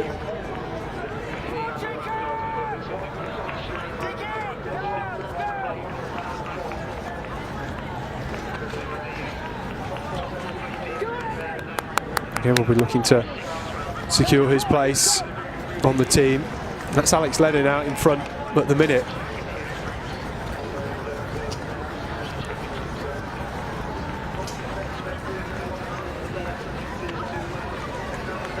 Sutton District vest, just leading Rabjohns and Clark and Mile-Ingram.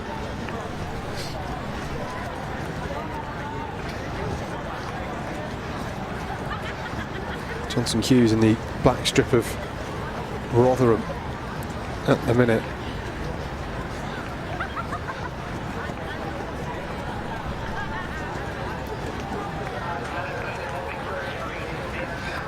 So Lennon,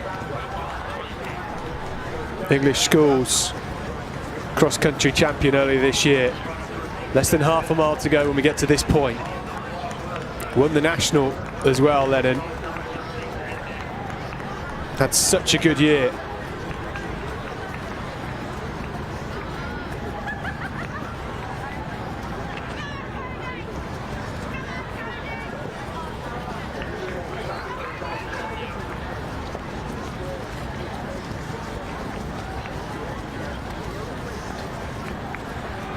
The rest all strung out. The top 5 starting to find their places as we head toward the finishing straight. Our first trial race, our second trial race. Our first was the under-20 women's, the race before this one. Now 4 have come away. Mal Ingram in 5th. Johnson Hughes, I think Michael Clark, Will Rabjohns and Alex Lennon, that top 4. A completely different race than our first trial race, which saw Innes Fitzgerald take the win by a long, long way. This under-20 men's a lot cagier. Is that Clark now in the sunglasses who finds himself at the front? No, it's Will Rabjohns with Lennon. Speed versus strength, 2 very, very different athletes. 4.5 kilometres, perhaps just favouring the speed of Will Rabjohns. He looks composed, doesn't he? He looks very strong. Hughes grimacing in 4th place, trying to hold on. Mal Ingram is there in 5th. Those are the top 5 at the minute. 3 of them then, as they come round the final 180-degree turn, is Michael Clark positioning himself on the outside for a big kick. Lennon tries to dig. It's hard to get traction on this muddy strip. Will Rabjohns with all the speed. Can he pull away? Clark is fighting. Lennon is done. He's going to finish in 3rd.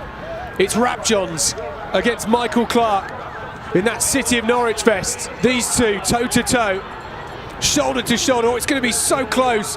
Clark is there, just edging away. Can he hold on to this? And it's Michael Clark with an advantage coming into the finishing straight. Rabjohns will get 2nd. It's Michael Clark for the City of Norwich, brushing off the competition quite literally across the line.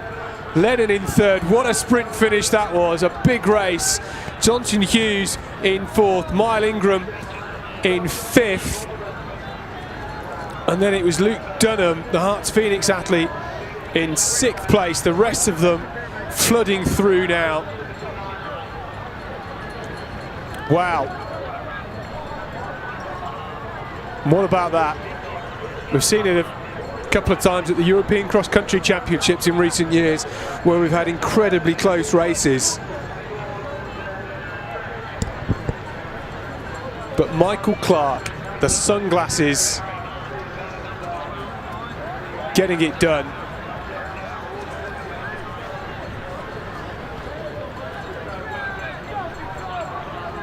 So we will see Michael Clark, Will Rabjohns, Alex Lennon, Quinn Mal Ingram and Johnson Hughes, who finished in 4th place, guaranteed a spot in the team. That was a superb run. Doesn't get much better than that, does it, for our winner Michael Clark. Rabjohns once again, just like last year, having to settle for 2nd place. And if I remember correctly, Henry Dover with a big sprint finish last year, pulling away to take the win. Only a 2nd in it this time. There's a couple more than that in 2024. But Michael Clark getting it done. Those top 5 on the left-hand side of your screen automatically selected. There are 6 spots up for grabs. one more to be decided by the selectors. And the results for our under-17 race, Rory Barclay-Watt of Exeter getting the top spot from Mikey Bacon, and then Archie Lane, the Leamington athlete, finishing in third place. That's great for those three. Trickier to spot those under-17 athletes coming across the line when we're focused on who's finishing inside the qualification top 5 spots for the Great Britain team. But wow, superb race, and we've still got 2 more to come. The senior women's race that goes off in about 4 minutes time and incorporates the under-23 women's European trials as well. The under-23s will only do 2 long laps. The senior women will do 3 long laps. So difference between 5.6 kilometres and 8 kilometres.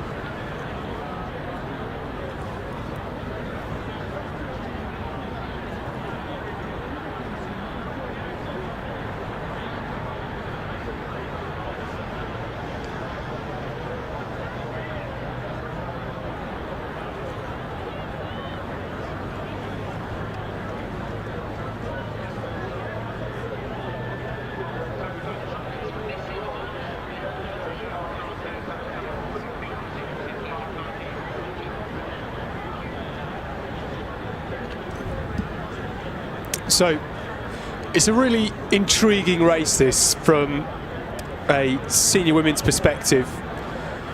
My list in front of me, something like 20 names, and that's a challenge. How do you pick from all of those athletes only 6 of them to go as part of the Great Britain team? Well, 12 actually, because 6 of them can be selected for the under-23s that will be in this race. Away they go. That's the gun. 8 kilometres for the senior women. The under-23 will do 5.6 kilometres, so they will do 2 long laps together. And then the 77 that are entered for the under-23 will peel off after 2 laps. Abby Donnelly, one of the names, getting to the front early on. It changes the dynamic somewhat because the under-23s, they can run a lot harder. They're only doing 2 laps, 5.5 kilometres compared to 8. We did this last year when we had the under-23s peel off after 2 laps for the first time. It worked really well. You may find this year it's different. We may have some under-23s that fancy going really hard and just stretching out the field, and that might be confusing to see. But we'll keep on top of it here.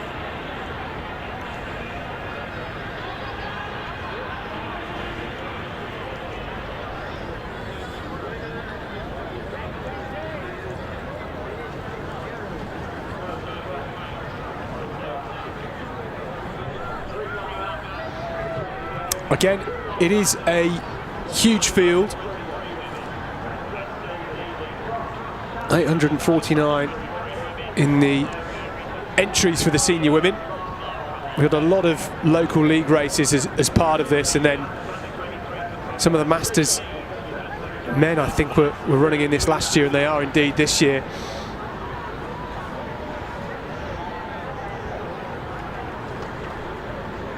So lots happening. Phoebe Anderson, wearing 890, is one of those athletes at the front already. She's in the senior women's race.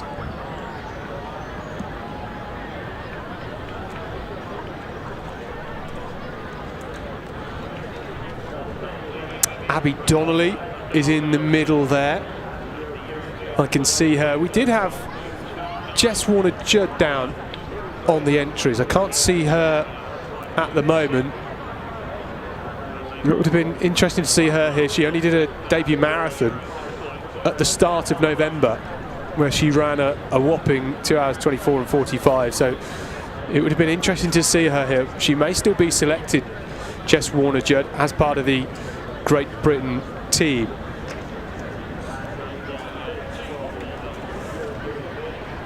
So in the seniors and the under-23s, the top 4 across the line get automatic selection for the Great Britain team. The other 2 are decided on a number of factors as part of the selection process, and that selection meeting is on Monday. So the only way to guarantee your spot is by finishing in the top 4. Still possible. We've got some great athletes that are not here that, for whatever reason, sickness. There's so many illnesses going around at the moment. That makes things challenging, and that could be a factor too. But the good news is those European cross-country championships in Lagoa in Portugal on the 14th of December. So got a lot of time, 3 weeks. Usually it's, I think, about 2 weeks, isn't it, before those European cross-country championships. It seems to be a week later. So athletes got 3 weeks of preparation, which is good.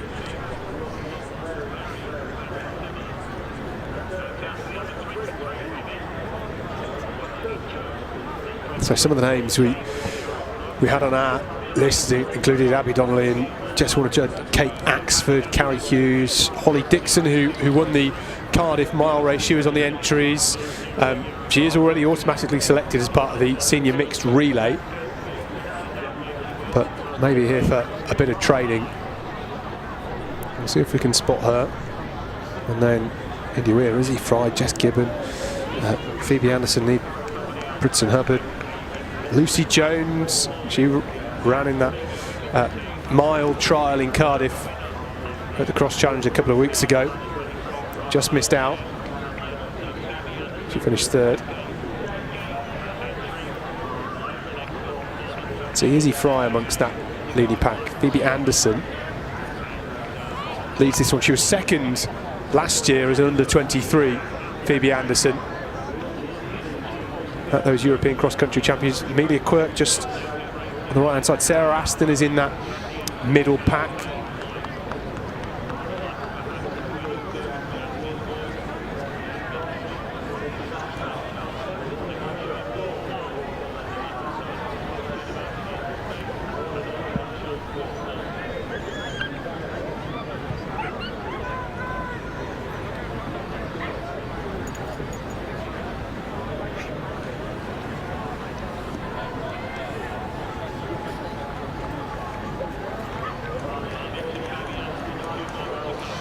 So 3 long laps for the seniors, 2 for the under 23s.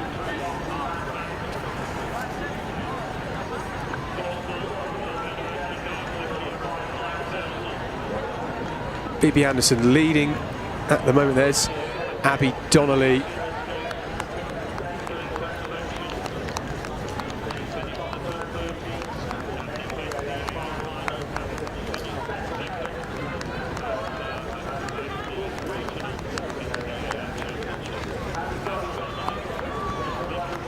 It'll be some year for Lucy Jones, wearing 943, just packed in behind Abby Donnelly at the minute. If she were to make this team, get amongst the top 4 here. Winner of the London Marathon mass race, lowered her personal best. Something like 25 minutes. Got down to a 2:30 marathon, which is incredibly quick. Abby Donnelly, of course, somebody that's taken part in her debut marathon earlier this year and then ran her second in October. Knocked a couple of minutes off her debut time. Now a 2:24 marathoner. She's transitioned to that event very well. She is strong, Abby Donnelly. In cross country, so is Izzy Fry, former World University cross-country champion. She's just on the near side in 3rd or 4th at the minute.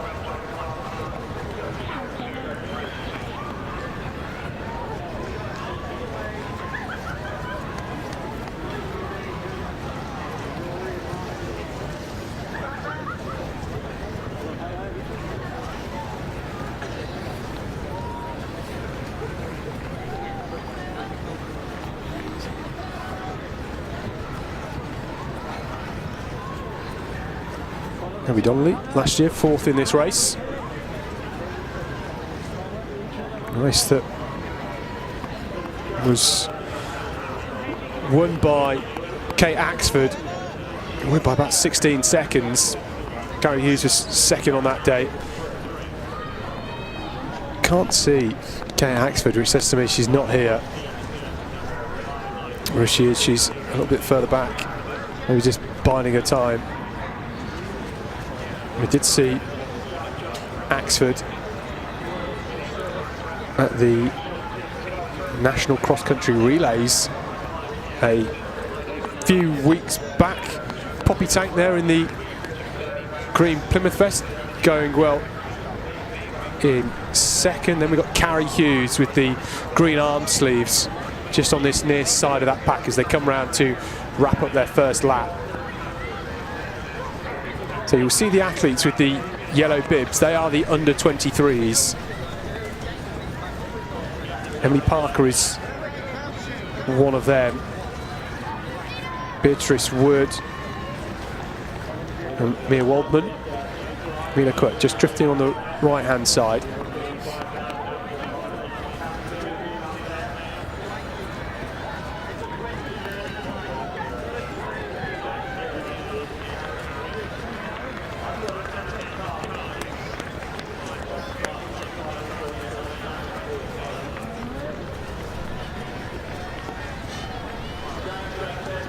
With the rest following through, starting their second lap. I guess it's handy for some of these under 23s.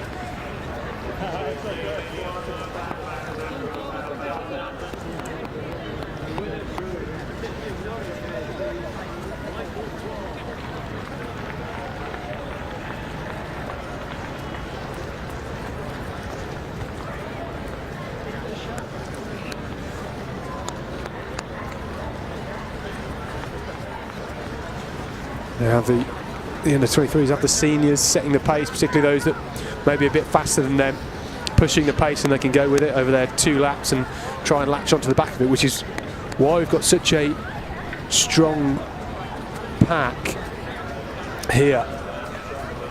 It will break up, I'm sure.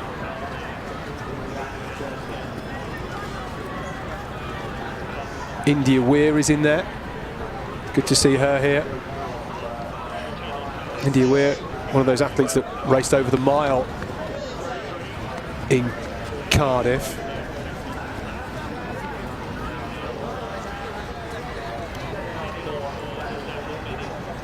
Jess Gibbon inside that top 10.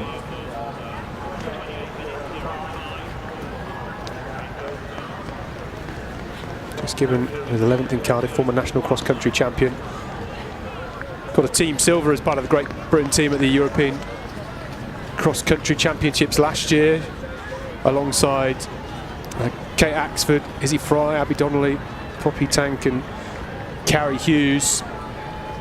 There's a lot of the top cross-country runners here, almost everybody, only missing a few.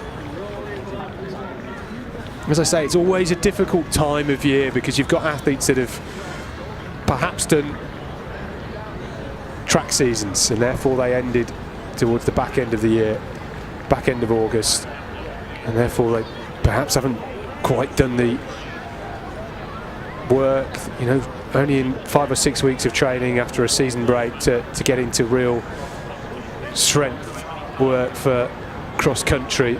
Others that have perhaps ended their track season early and then have focused on some road races. Maybe they were at Sutton Park for the national road relays, and others like Abby Donnelly who are transitioning and have transitioned to the marathon and perhaps just picking things back up after an autumn marathon. And this is perhaps a well-timed race for Abby Donnelly. Would have had a couple of easier weeks and just built back into things slowly after that 2:24 marathon. A couple of the under-23s together inside the top 10 in this race.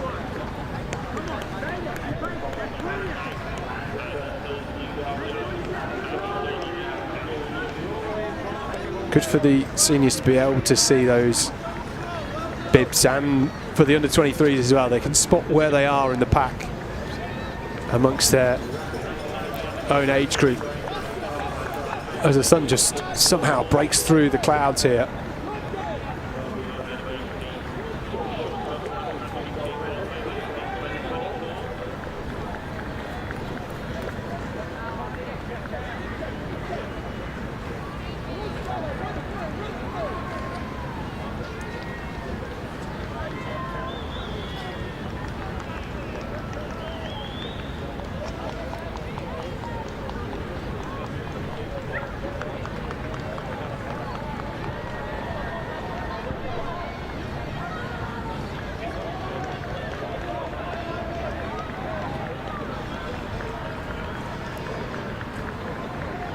So at this point the seniors are around halfway through this race. The under-23s, well, they're inside the final mile.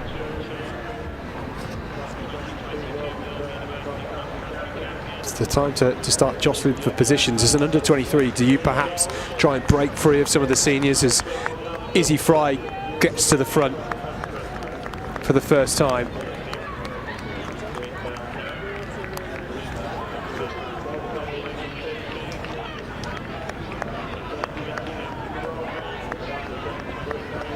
And Megan Harris is in towards the front of those under-23s.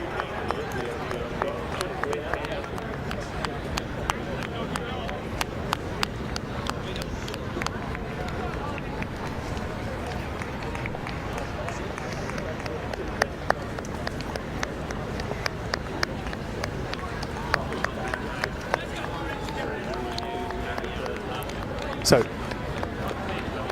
Izzy Fry at the front. I haven't seen too much of her this summer.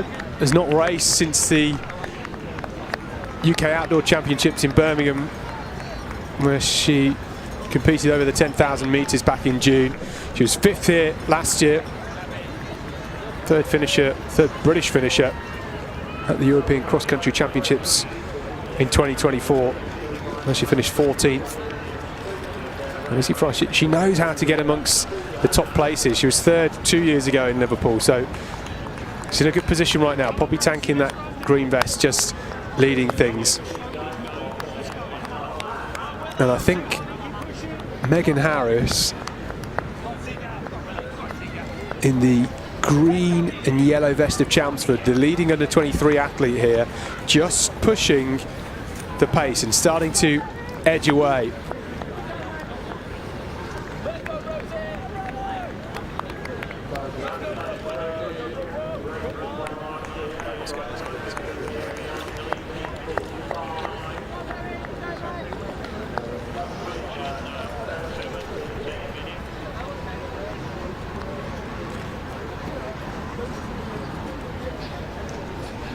So the under-23s are approaching their final 500 metres.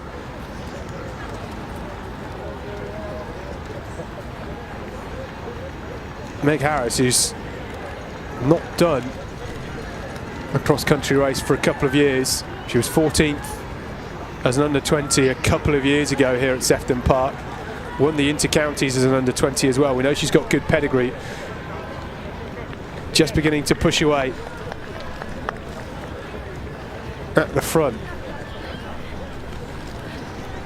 And here she is on the left-hand side as the seniors drift to the right-hand side of your screen for the start of their third and final lap.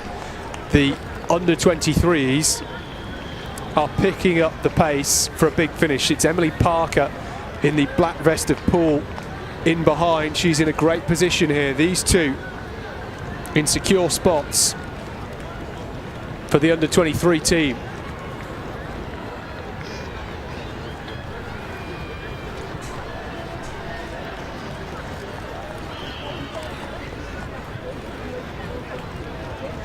Mia Waldman is in third in the Reading vest.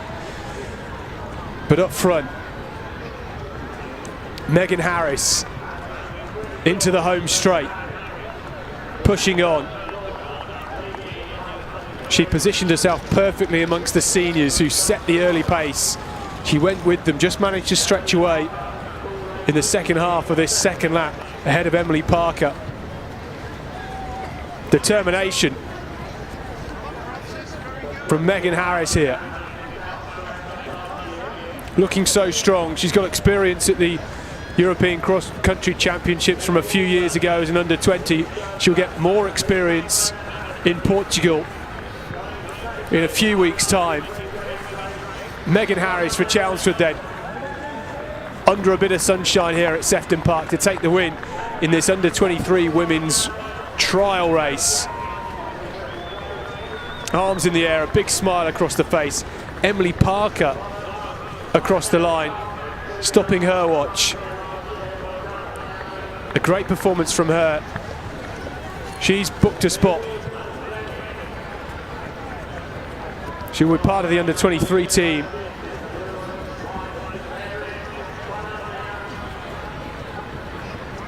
Carrie Hughes looks to be leading the senior race. Across the line, it's Mia Waldman for the under-23s, and to get that fourth automatic spot is very, very close. Well, it looked like India Barwell just came through ahead of Rebecca Flaherty, and oh well, it's been given to Flaherty. It looked like Barwell had just got it for me. I mean, they might come down to a photo finish for that, because only the top four automatically guaranteed spots. And then Beatrice Wood finishing in sixth, so she's in a good spot at the minute. So is Barwell anyway, even if she's in fifth place. Abby Ives across the line in 13th there. Good run out for her, the 800 specialist. Well, we'll focus now on the senior race, which continues in the bottom right hand corner of your screen.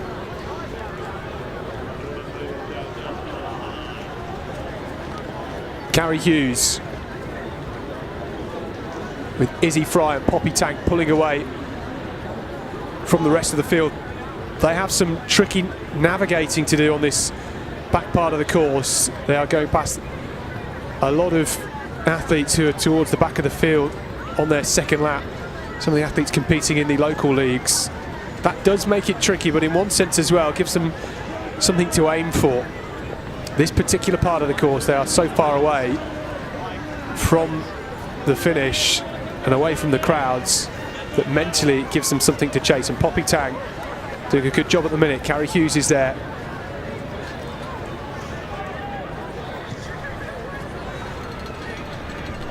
Carrie Hughes last year was second. What it would mean to get top of the podium this time round. Izzy Fry, she just running out of steam as the other two pick up the pace. Carrie Hughes as well, third at the UK Championships over the 3,000 steeplechase this summer. It was only the second time she competed over a 3,000 steeplechase. It was quite remarkable. What a race it was from her on that day in Birmingham. She's built some good strength.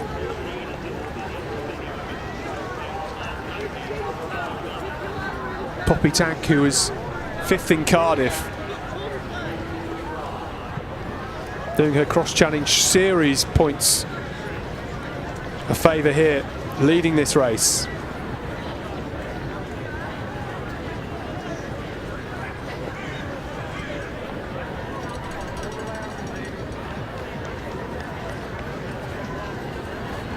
Poppy Tank has not raced since September, and she ran her debut half marathon 73:28.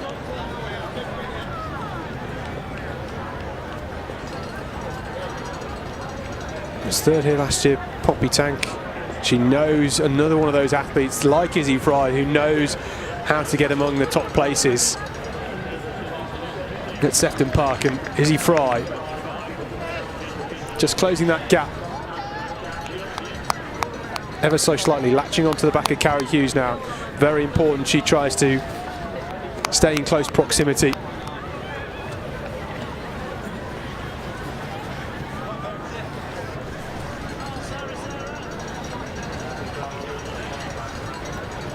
I wonder where Abby Donnelly is. Phoebe Anderson is there in fourth place. Good from her at the minute.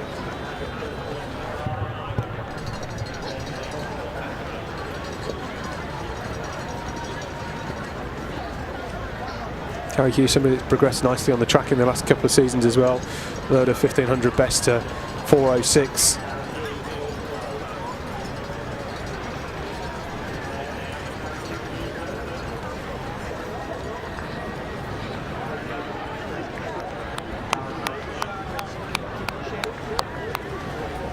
Poppy Tank, of course, raced at the World Cross Country Championships a couple of years ago in Australia, where they had some eclectic weather, bit of sunshine, thunderstorms as well, if I remember rightly. A chance as well for these athletes to head to the World Cross Country Championships, these seniors, which take part in Tallahassee over in the United States at the start of January. Performance here at these trials and at the European Cross Country Championships are a factor in that. Only 4 athletes will be selected.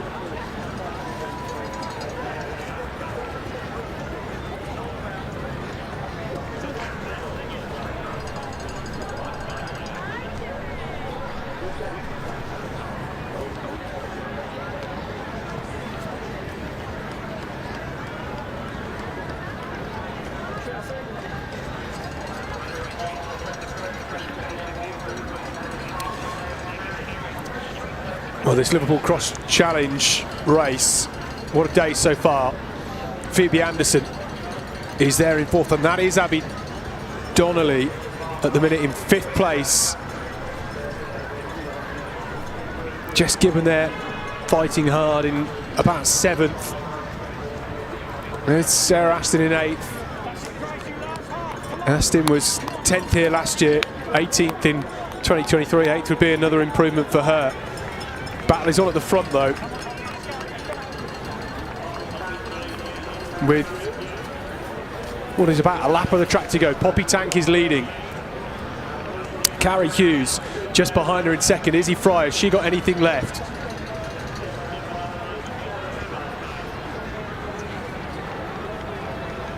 Izzy Fry, who was third here 2 years ago. Phoebe Anderson in fourth place, came second as an under-23 at the European Cross-Country Championships last year. Abby Donnelly, 2:24 marathoner, in fifth place. Only the top four, remember, guaranteed a spot in the team. The other two places come down to selectors, and Poppy Tank is leading in the home straight. Carrie Hughes fighting hard on the outside. Here comes Carrie Hughes. Izzy Fry finishing quickly as well, but it's Carrie Hughes pulling away in this home straight. The Cardiff athlete digging deep. She was second here 12 months ago. I said earlier on what it would mean for her to take the top spot this time. She will book her spot on the Great Britain team. She's fighting hard, digging deep. Poppy Tank hasn't given up yet.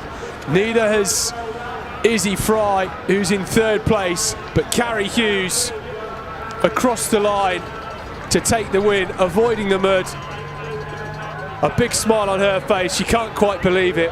What a race. Poppy Tank in second, Izzy Fry in third, Phoebe Anderson in fourth place on the left-hand side there. Abby Donnelly coming through for fifth place, and then it was Verity Ockenden coming through to take sixth place. Miss Sarah Astin, Lucy Jones, India Weir, there's Neve Brinson Hubbard. So all of those names we spoke about, all inside the top 11. Well, Neve Brown there too in the Aldershot vest. Amelia Quirk inside the top 15. But no mistake with our winner. Carrie Hughes settled for second 12 months ago. What a season she's had, taking the win here in Liverpool. She couldn't quite believe it as she crossed the line, could she? It was really nice to see, very sweet. And Poppy Tank, who put in a real shift. I thought she might have enough, but it was Carrie Hughes with the speed to pull her through. And Izzy Fry in third place. I said those three athletes on the podium all know how to win here in Liverpool. They did it once again. Phoebe Anderson, stepping up from the under-23s last year, finished second as an under-23 at those European cross-country championships in 2024, secures her spot as a senior this time. And Abby Donnelly resetting those marathon legs. Would have been a good blowout for her. Done very well to get inside the top 5. Takes some work recovering from a marathon. Remember, she's only done 2 of them. Second in the UK rankings for marathons this year. Abby Donnelly, expect her to get on the plane. And yeah, Verity Ockenden coming through for 6th place. Be interesting to see what happens with those 5th and 6th spots. Assuming Abby Donnelly wants to do it, I'd expect her to get selected. Maybe Kate Axford, she ran so well last year, was our top finisher. Although she's had some injury troubles this year. Maybe wasn't feeling quite right for this weekend. She was on the entry list. We shall see. Selection on Monday, but we do know that Carrie Hughes has taken the win in the senior women's race. Our next race starts in 35 minutes time. The senior men's race, that's at 2 o'clock, our final race of the day. It includes the under-23 men who will peel off after 2 laps. The 35 minutes before that race, just allowing everybody to clear the course ahead of our final race of the day. We've got some local leagues racing in this senior women's race. It includes some of the Masters men as well. And part of that local league competition which is taking place here today. But Carrie Hughes, phenomenal. Poppy Tang, brilliant. Izzy Fry, back on the podium once again here in Sefton Park.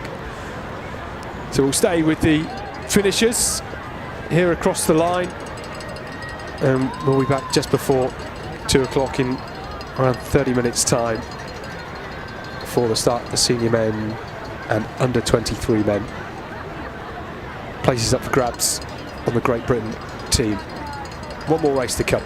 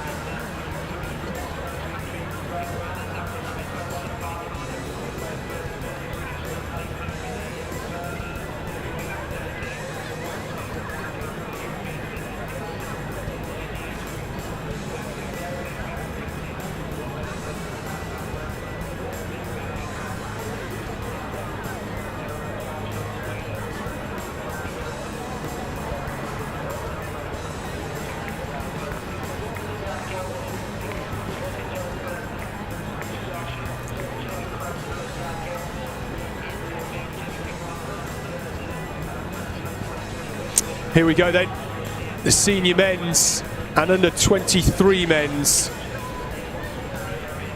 race at the Liverpool Cross Challenge. It's the trial for the Great Britain team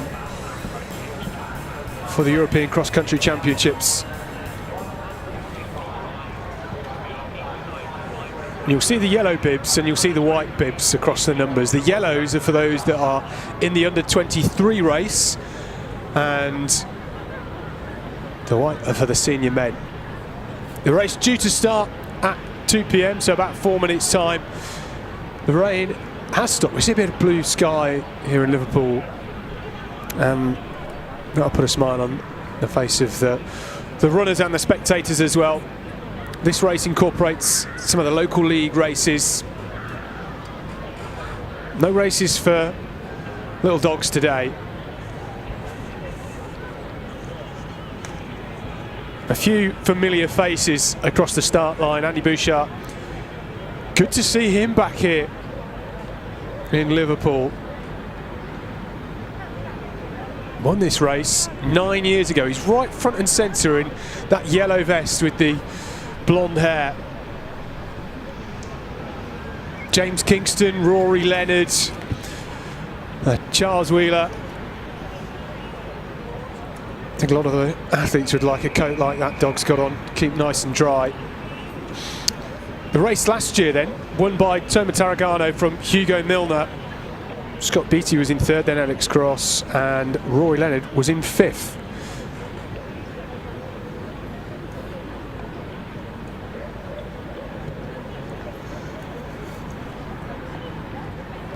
So the senior men will run 3 laps, the under 23s will run 2 laps. In the senior men's race, we've got over 1,300 entries, and in the under 23s there's about 120. So on my list, I've got over 30 names of athletes that may feature. Trying to keep my eye out for the likes of Will Barnicoat, Cam Allen, Callum Elson, Richard Slade. I think I can see Richard Slade just in the middle.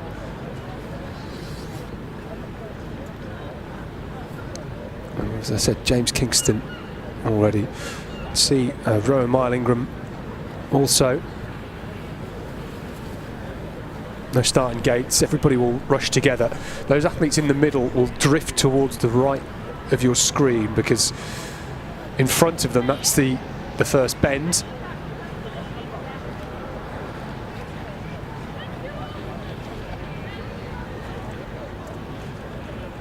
They're showing Perrin as well as in this race, part of the under 23s, just on the left hand side of the picture.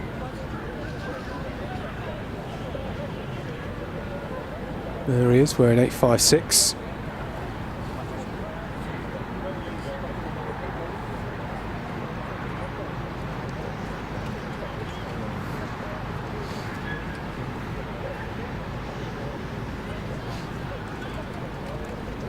A tall figure in the black vest with the yellow band right in the centre of the picture is Cam Allen.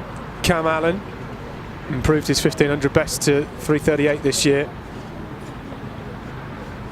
Had a good run at the Cross Challenge series early this year, where he finished third and fourth across 3 races. What does that mean as he comes into today's race?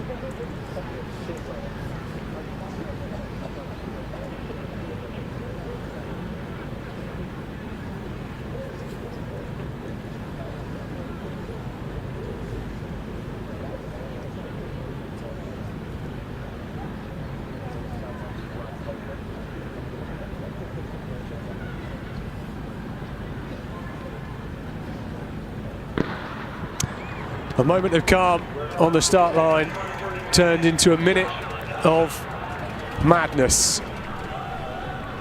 Out of the traps they go. Athletes tearing away. Jack Kavanagh in the white and blue, just there at the front of that group. Spotted him already.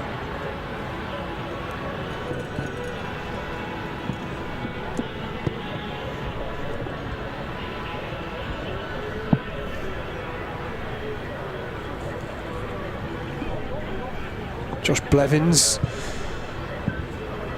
near the front.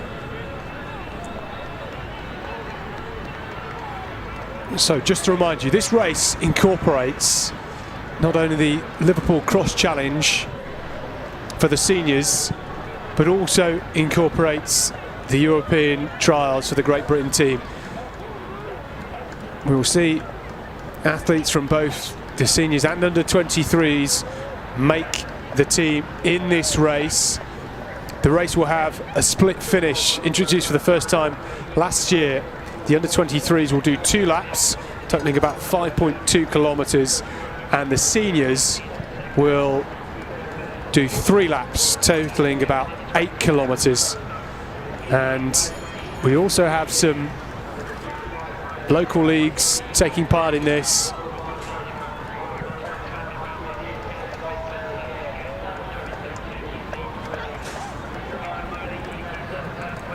Sam Griffin in the front. There's Rory Leonard as well.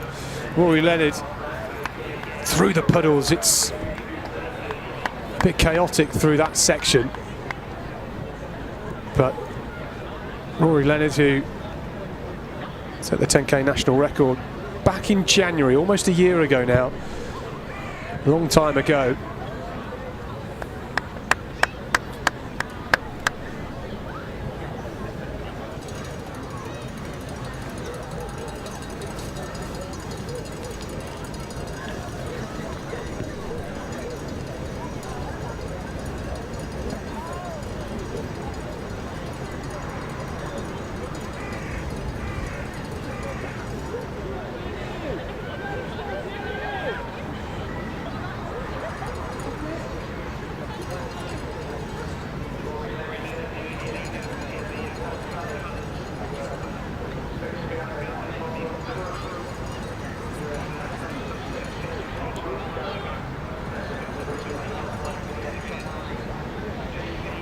So, the athletes meandering away. A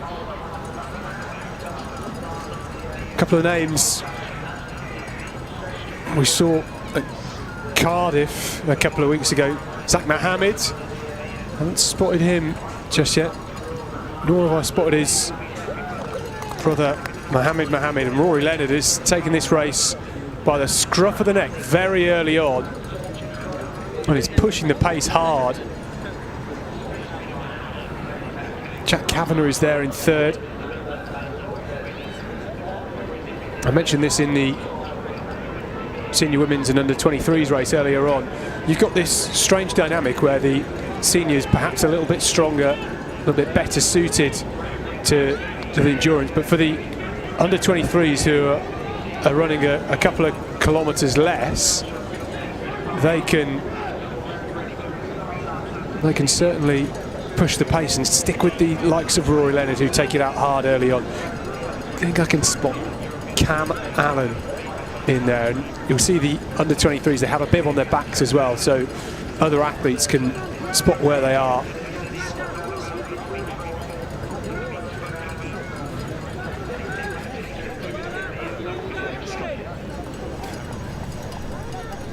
Richard Slade near the front. One of the wheelers, James Kingston, some 30 places back from the front at the minute, it looks like. Everybody just flooding past. But Rory Leonard is taking this out very hard indeed. Well, for somebody that has had such a good year, Rory Leonard, he would really rate himself coming into this race. Last year was over 30 seconds behind Toma Tarragona, who won the race. Rory Leonard, a bit of a different beast this year. He was well beaten at the UK Championships though, over 5,000 by Josh Kerr.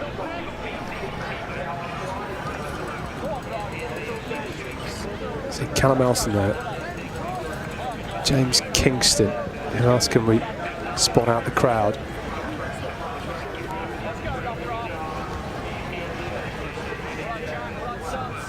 And look over his shoulder, he is well clear. Perhaps wouldn't have expected this 5.5 minutes into this race.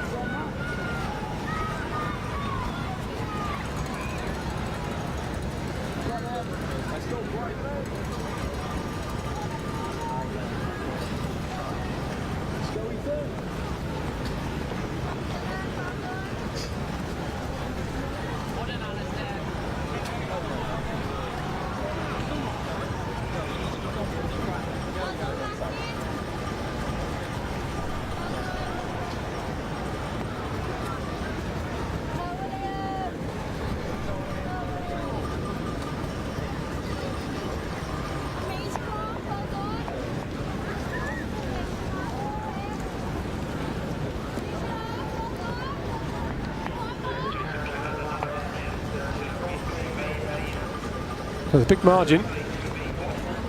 Kavanagh in third place. Jack Kavanagh won the Surrey League back in October. Started his winter campaign off well.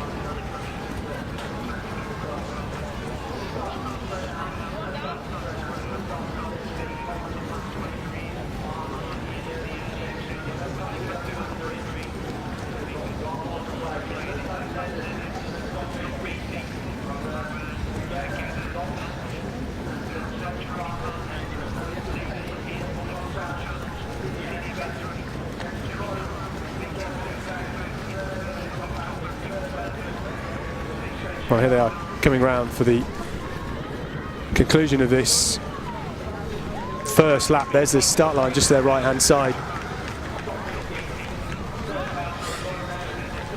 Everybody flying past, and now we have a new leader. This is Scott Beattie. So the two Morpeth men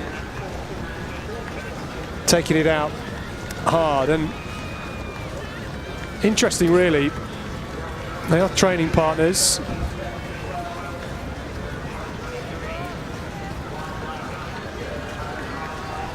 Both from the same club. I wonder if this has been a very clear tactic from the two of them to try and push the pace. And I think I remember last year them both celebrating with each other as they crossed the line because they were in the top 6.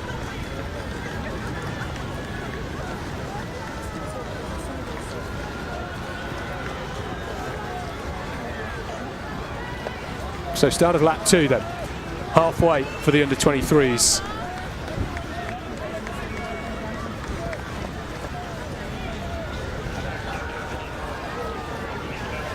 Got Jacob Kahn in there.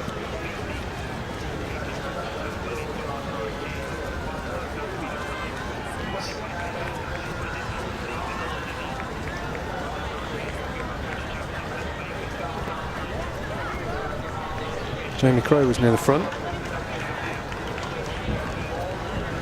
These two, Rory Leonard and Scott Beattie, well ahead of Jack Kavanagh. Jack Kavanagh is being chased down by Jacob Kahn. Jacob Kahn has had a great year, the Western Tempo athlete.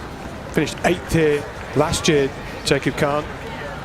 He was the fastest at the National Road Relays and National Cross Country Relays, so he is in great form. Lowered his 1500 base best to 3:38 this year, finished 5th in Cardiff. So Jacob Kahn, if these two Morpeth men get reeled in, could well feature. So the Mohammed brothers not here. This is one of the challenges with this race. Everybody enters. We take a long view of the start list, try and pick out some of the names that could feature. You never quite know. Logan Rees, another athlete who's very strong cross-country wise. He won the Leeds cross-country back in February.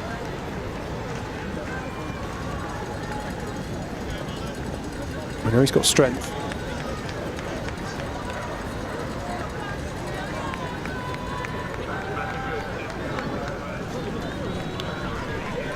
So Scott Beattie.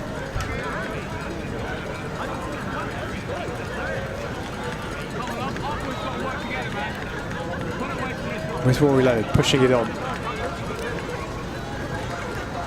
the second lap.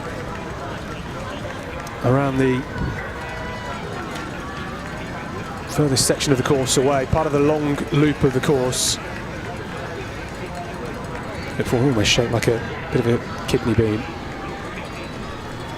Sefton Park, this loop. So these two toe to toe.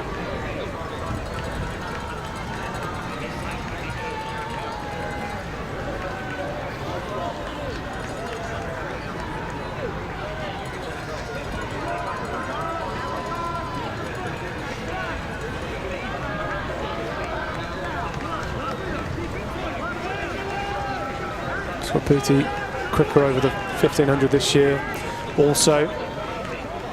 Rode his best down to 3:37. Ran a ridiculous 13:04 indoors over the 5,000 metres. I mean, it's crazy now some of the times that we're seeing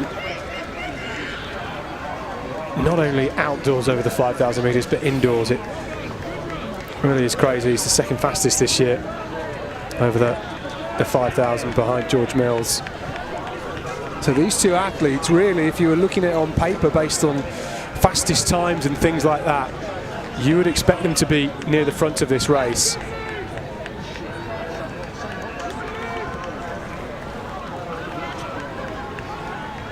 Beattie perhaps didn't have the outdoor campaign he would have expected.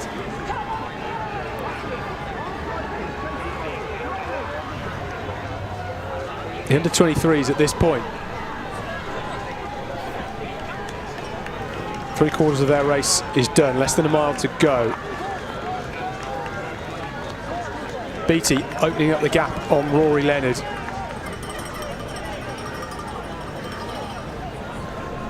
Known each other a long time, from the same club, trained together, same coach. All those reps on the track, all those long runs together. The dynamic quickly shifts when you get into a race like this and you're over the halfway point. Beattie is looking very strong though. We can say that for sure. There's Andy Bouchard. So great to see him back. Had Hagland's surgery on his Achilles. Very, very difficult injury, very difficult surgery to come back from as well. He's done brilliantly to do so. 11th at the Tokyo Olympics 4 years ago, 6th in Rio over the 5,000. As I mentioned, won this race back in 2016 and 10 years ago was 13th in this race. So he knows about Liverpool. It's been a while since he's done this type of race though, against guys that are in really great shape, and the event 5,000, his event, really he's moved on quite a lot in the last 10 years, certainly in the last 5 years.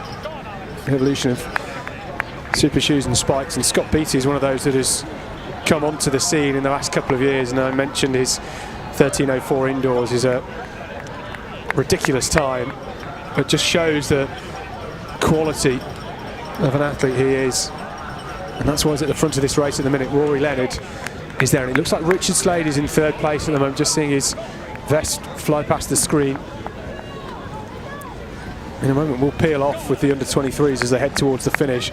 We were keeping an eye out for some of the names like Henry Jonas, Rowan Mile Ingram. I did see Alex Malloy, who we saw, Lashin Perrin, Blevins. There's Beattie. Leonard had a lot of zip in the opening lap. Rory Leonard doesn't have that same sharpness now. The race just starting to take its toll at the end of the second lap for him. He is well clear though, and here's the chasing group, because we've got Richard Slade in there, we've got Cam Allen,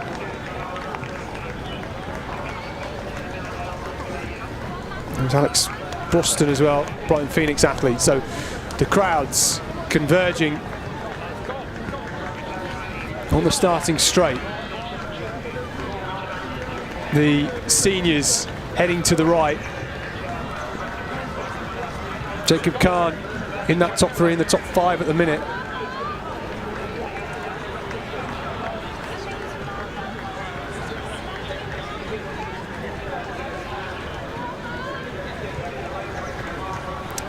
And then the 23s start to come away. Sam Hodgson in the light blue on the right hand side. Matt Ramsden of Blackburn. Then Joel Doy. Finley Prophet of Trafford. Those are the top four at the moment. Ramsden from Hodgson. Doy is in third. And Ramsden, looking strong, finds himself with a good lead into the final 250 metres. He's just ticking over very nicely, isn't he, Matt Ramsden?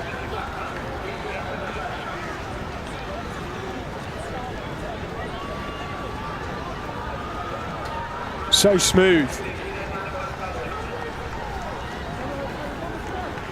Doy is there, trying to charge.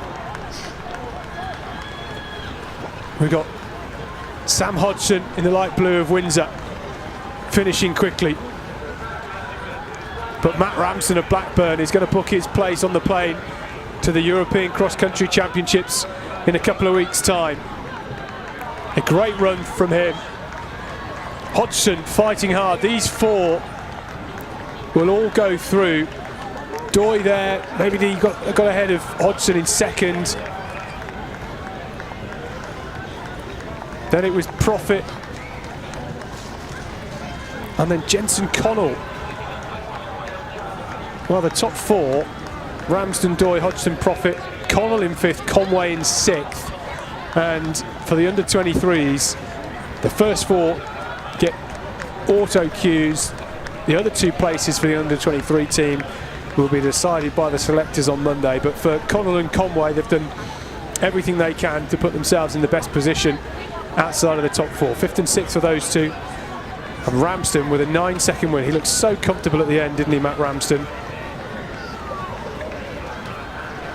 He was 18th here 12 months ago, and now Ramsden taking the win in the under-23 race.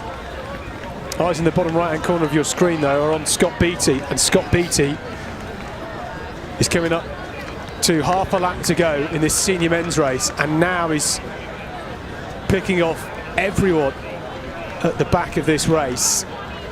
As I said in the women's race, it's a really unique opportunity. This part of the course is usually very, very difficult if you're out on your own. There's not really very many spectators. You're the furthest part away from the finish and the start. But now, suddenly, Scott Beattie's got a lot of athletes he can go past and pick off one by one. Mentally, it's really good because you can just keep picking them off one by one. It gives you something to focus on. It allows the cadence to stay quick and keep the pace up. And that's what matters for somebody like Scott Beattie. He's got such a huge lead, though. Where is Rory Leonard? How far behind is he? He started off so quickly.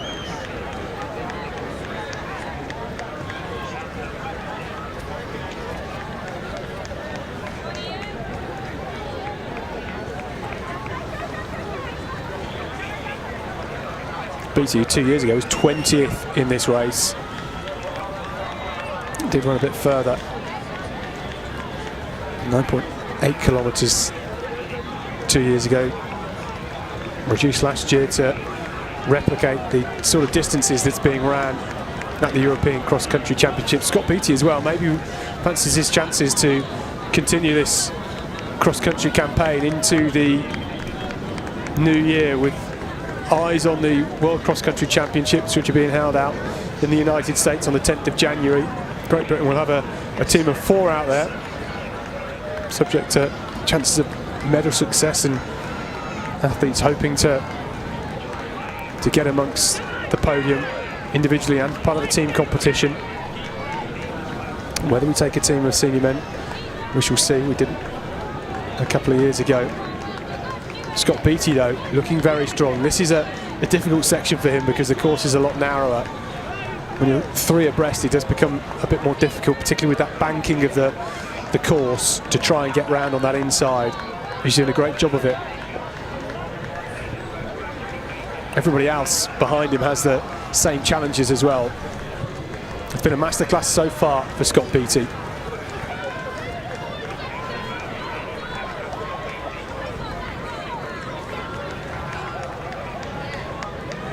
Someone that spent some time out in the United States for University College. Experience running on some of those super fast cross-country courses they have out in the States. Barnacote was somebody we were hoping to see here. He was on the entries, won the European Under-23 race last year in a super sprint finish. It was a big dip on the line. Nick Griggs was he against? I think he was. Not seen him in this race. Wonder whether or not he'll still get selected. There's an opportunity for him, of course.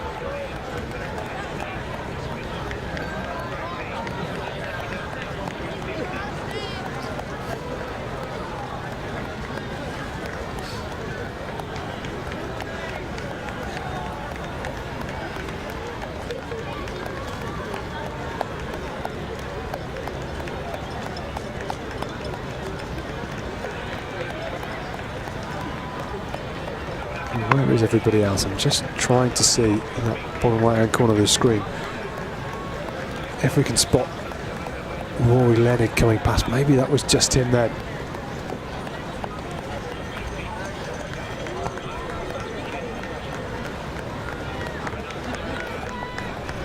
There's Scott Beattie. 500 metres or so to go with a huge lead. This is going to be perhaps the biggest win of Scott Beattie's career. There's Rory Leonard on the left-hand side now. Athlete's just staying on the left-hand side, allowing him to cut past. We'll try and spot who's in third behind him. Third and fourth are really intriguing spots. Remember, here comes Richard Slade, Jacob Kahn. I think that's Kahn in fourth place, just behind Slade. Cam Allen was with them earlier on. He appears to have been dropped off. I think I just saw the cap of James Kingston coming through. Is he in fifth place? That would be good for him. James Kingston, former national cross-country champion. And now then, Scott Beattie. One turn to go. Has looked so strong. Let Rory Leonard set the pace in the opening lap. Then got in front. Burnt him off very quickly. He cannot see anybody behind him. Scott, you are well clear. You will not see beyond the crowd either. Scott Beattie here at the Liverpool Cross Challenge for 2025. A superb display. He's in fantastic shape. Well, if he can do this to the rest of the UK, what can he do to the rest of Europe? This is a man that's in form, a man that's wintered well, a man that is strong, somebody that has built over the last couple of years, dominant here in Liverpool today. Scott Beattie wins the Liverpool Cross Challenge for 2025. He books his spot on the plane to Portugal as part of the GB team. Rory Leonard coming through on the right-hand side. The two Morpeth lads, teammates, training partners, making the team 1-2. And Richard Slade, the national cross-country champion, coming through to take third place. That's Khan that's come through for fourth. He's made the team. Joe Hudson from Keighley and Craven, what a result for him. And then Logan Rees, James Kingston in eighth.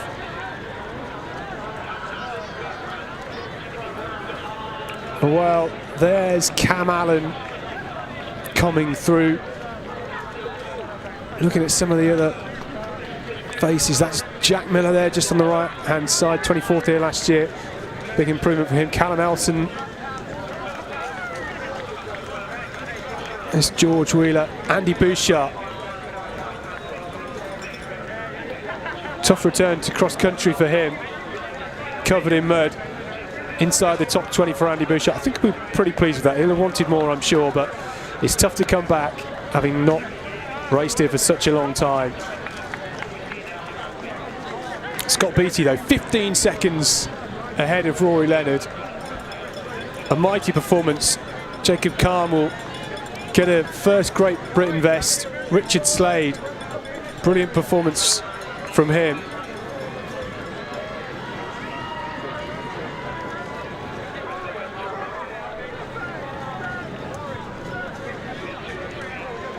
Well, we're going to have a strong team. Who will make up the other two places?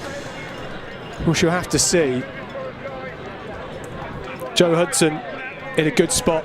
Callum Johnson, the Gateshead Harrier, was due to compete here. He was on the entries but dropped out with a minor niggle. We know he's a very good cross-country runner. He would add to the Great Britain team. A chance for him to get selected if he's fit in a few weeks. Well, it'll be very interesting, that's for sure. Callum Elson, though, was second in Cardiff at the cross challenge over the mile. I expect he will be in a good position to get that second spot in that mixed relay team. He came second behind Jack Higgins by a whisker, really. So he will be optimistic, that's for sure. Holly Dixon won that Cardiff cross-country mile. Perhaps she'll be joined by Ava Lloyd, who came second in that race. So we'll have a good mixed relay team once again.